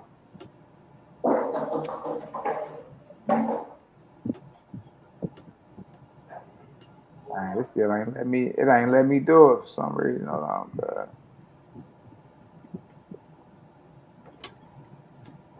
Y'all been on the internet too long.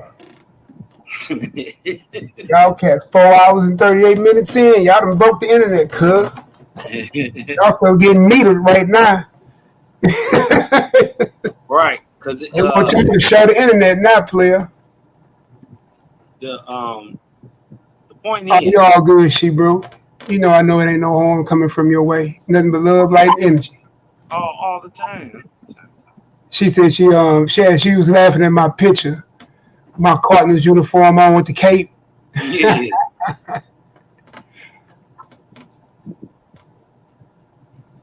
I had a black beard then when I had that made. Boy, I ain't hardly got black left in my beard now, boy. Woo. I got a new grandbaby coming any day right now, boy. It'll be 38. Dang, Mally, they didn't drop Mally off. How they do that? I told you they put that boy on meter time. And look, he the creator of the room. Dog outside. Hold on 1 second.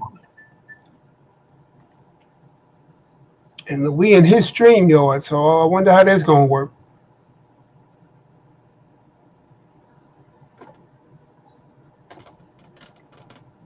Let me see if I can go back. One of us can go back and get the link and put it back in the room.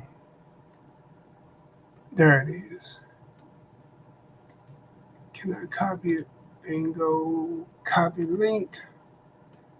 Drop link. Paste. Don't look right. You know what? Let me click right here. I'm gonna click on it. Copy.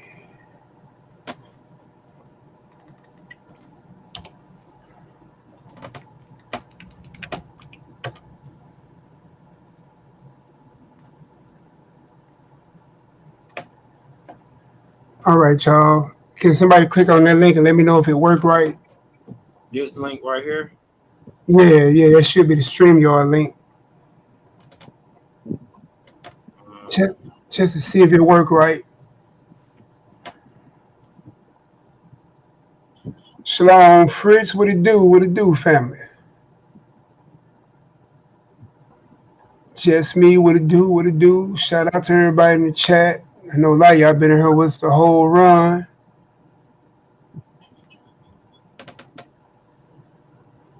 Probably jumping off here in a few minutes. My niece is in town from Paris. She a model.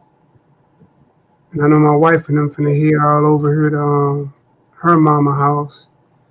So that means Nehemiah get out the house and go hang out. That's right. Yeah, the link worked. All right, right on. I'm on we on his link though. You know what I mean? Right. So that's what I'm saying. I put it in there for him. So if he come back, let me try to call him up on the other phone. Let me see if it's even showing still.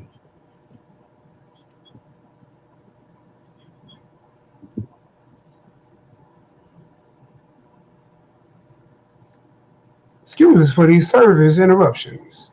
Because I don't think it's showing on.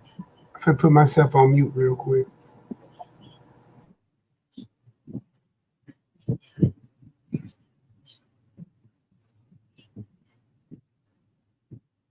Okay. I guess it is showing on mine.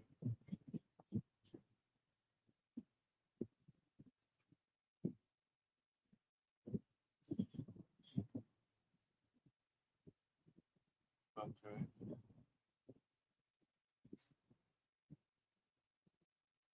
Let's see if I.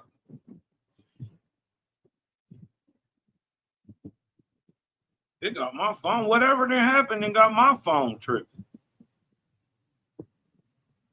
Oh Lord. And hit us with the oopty wopty. Boy, they trailing you, boy.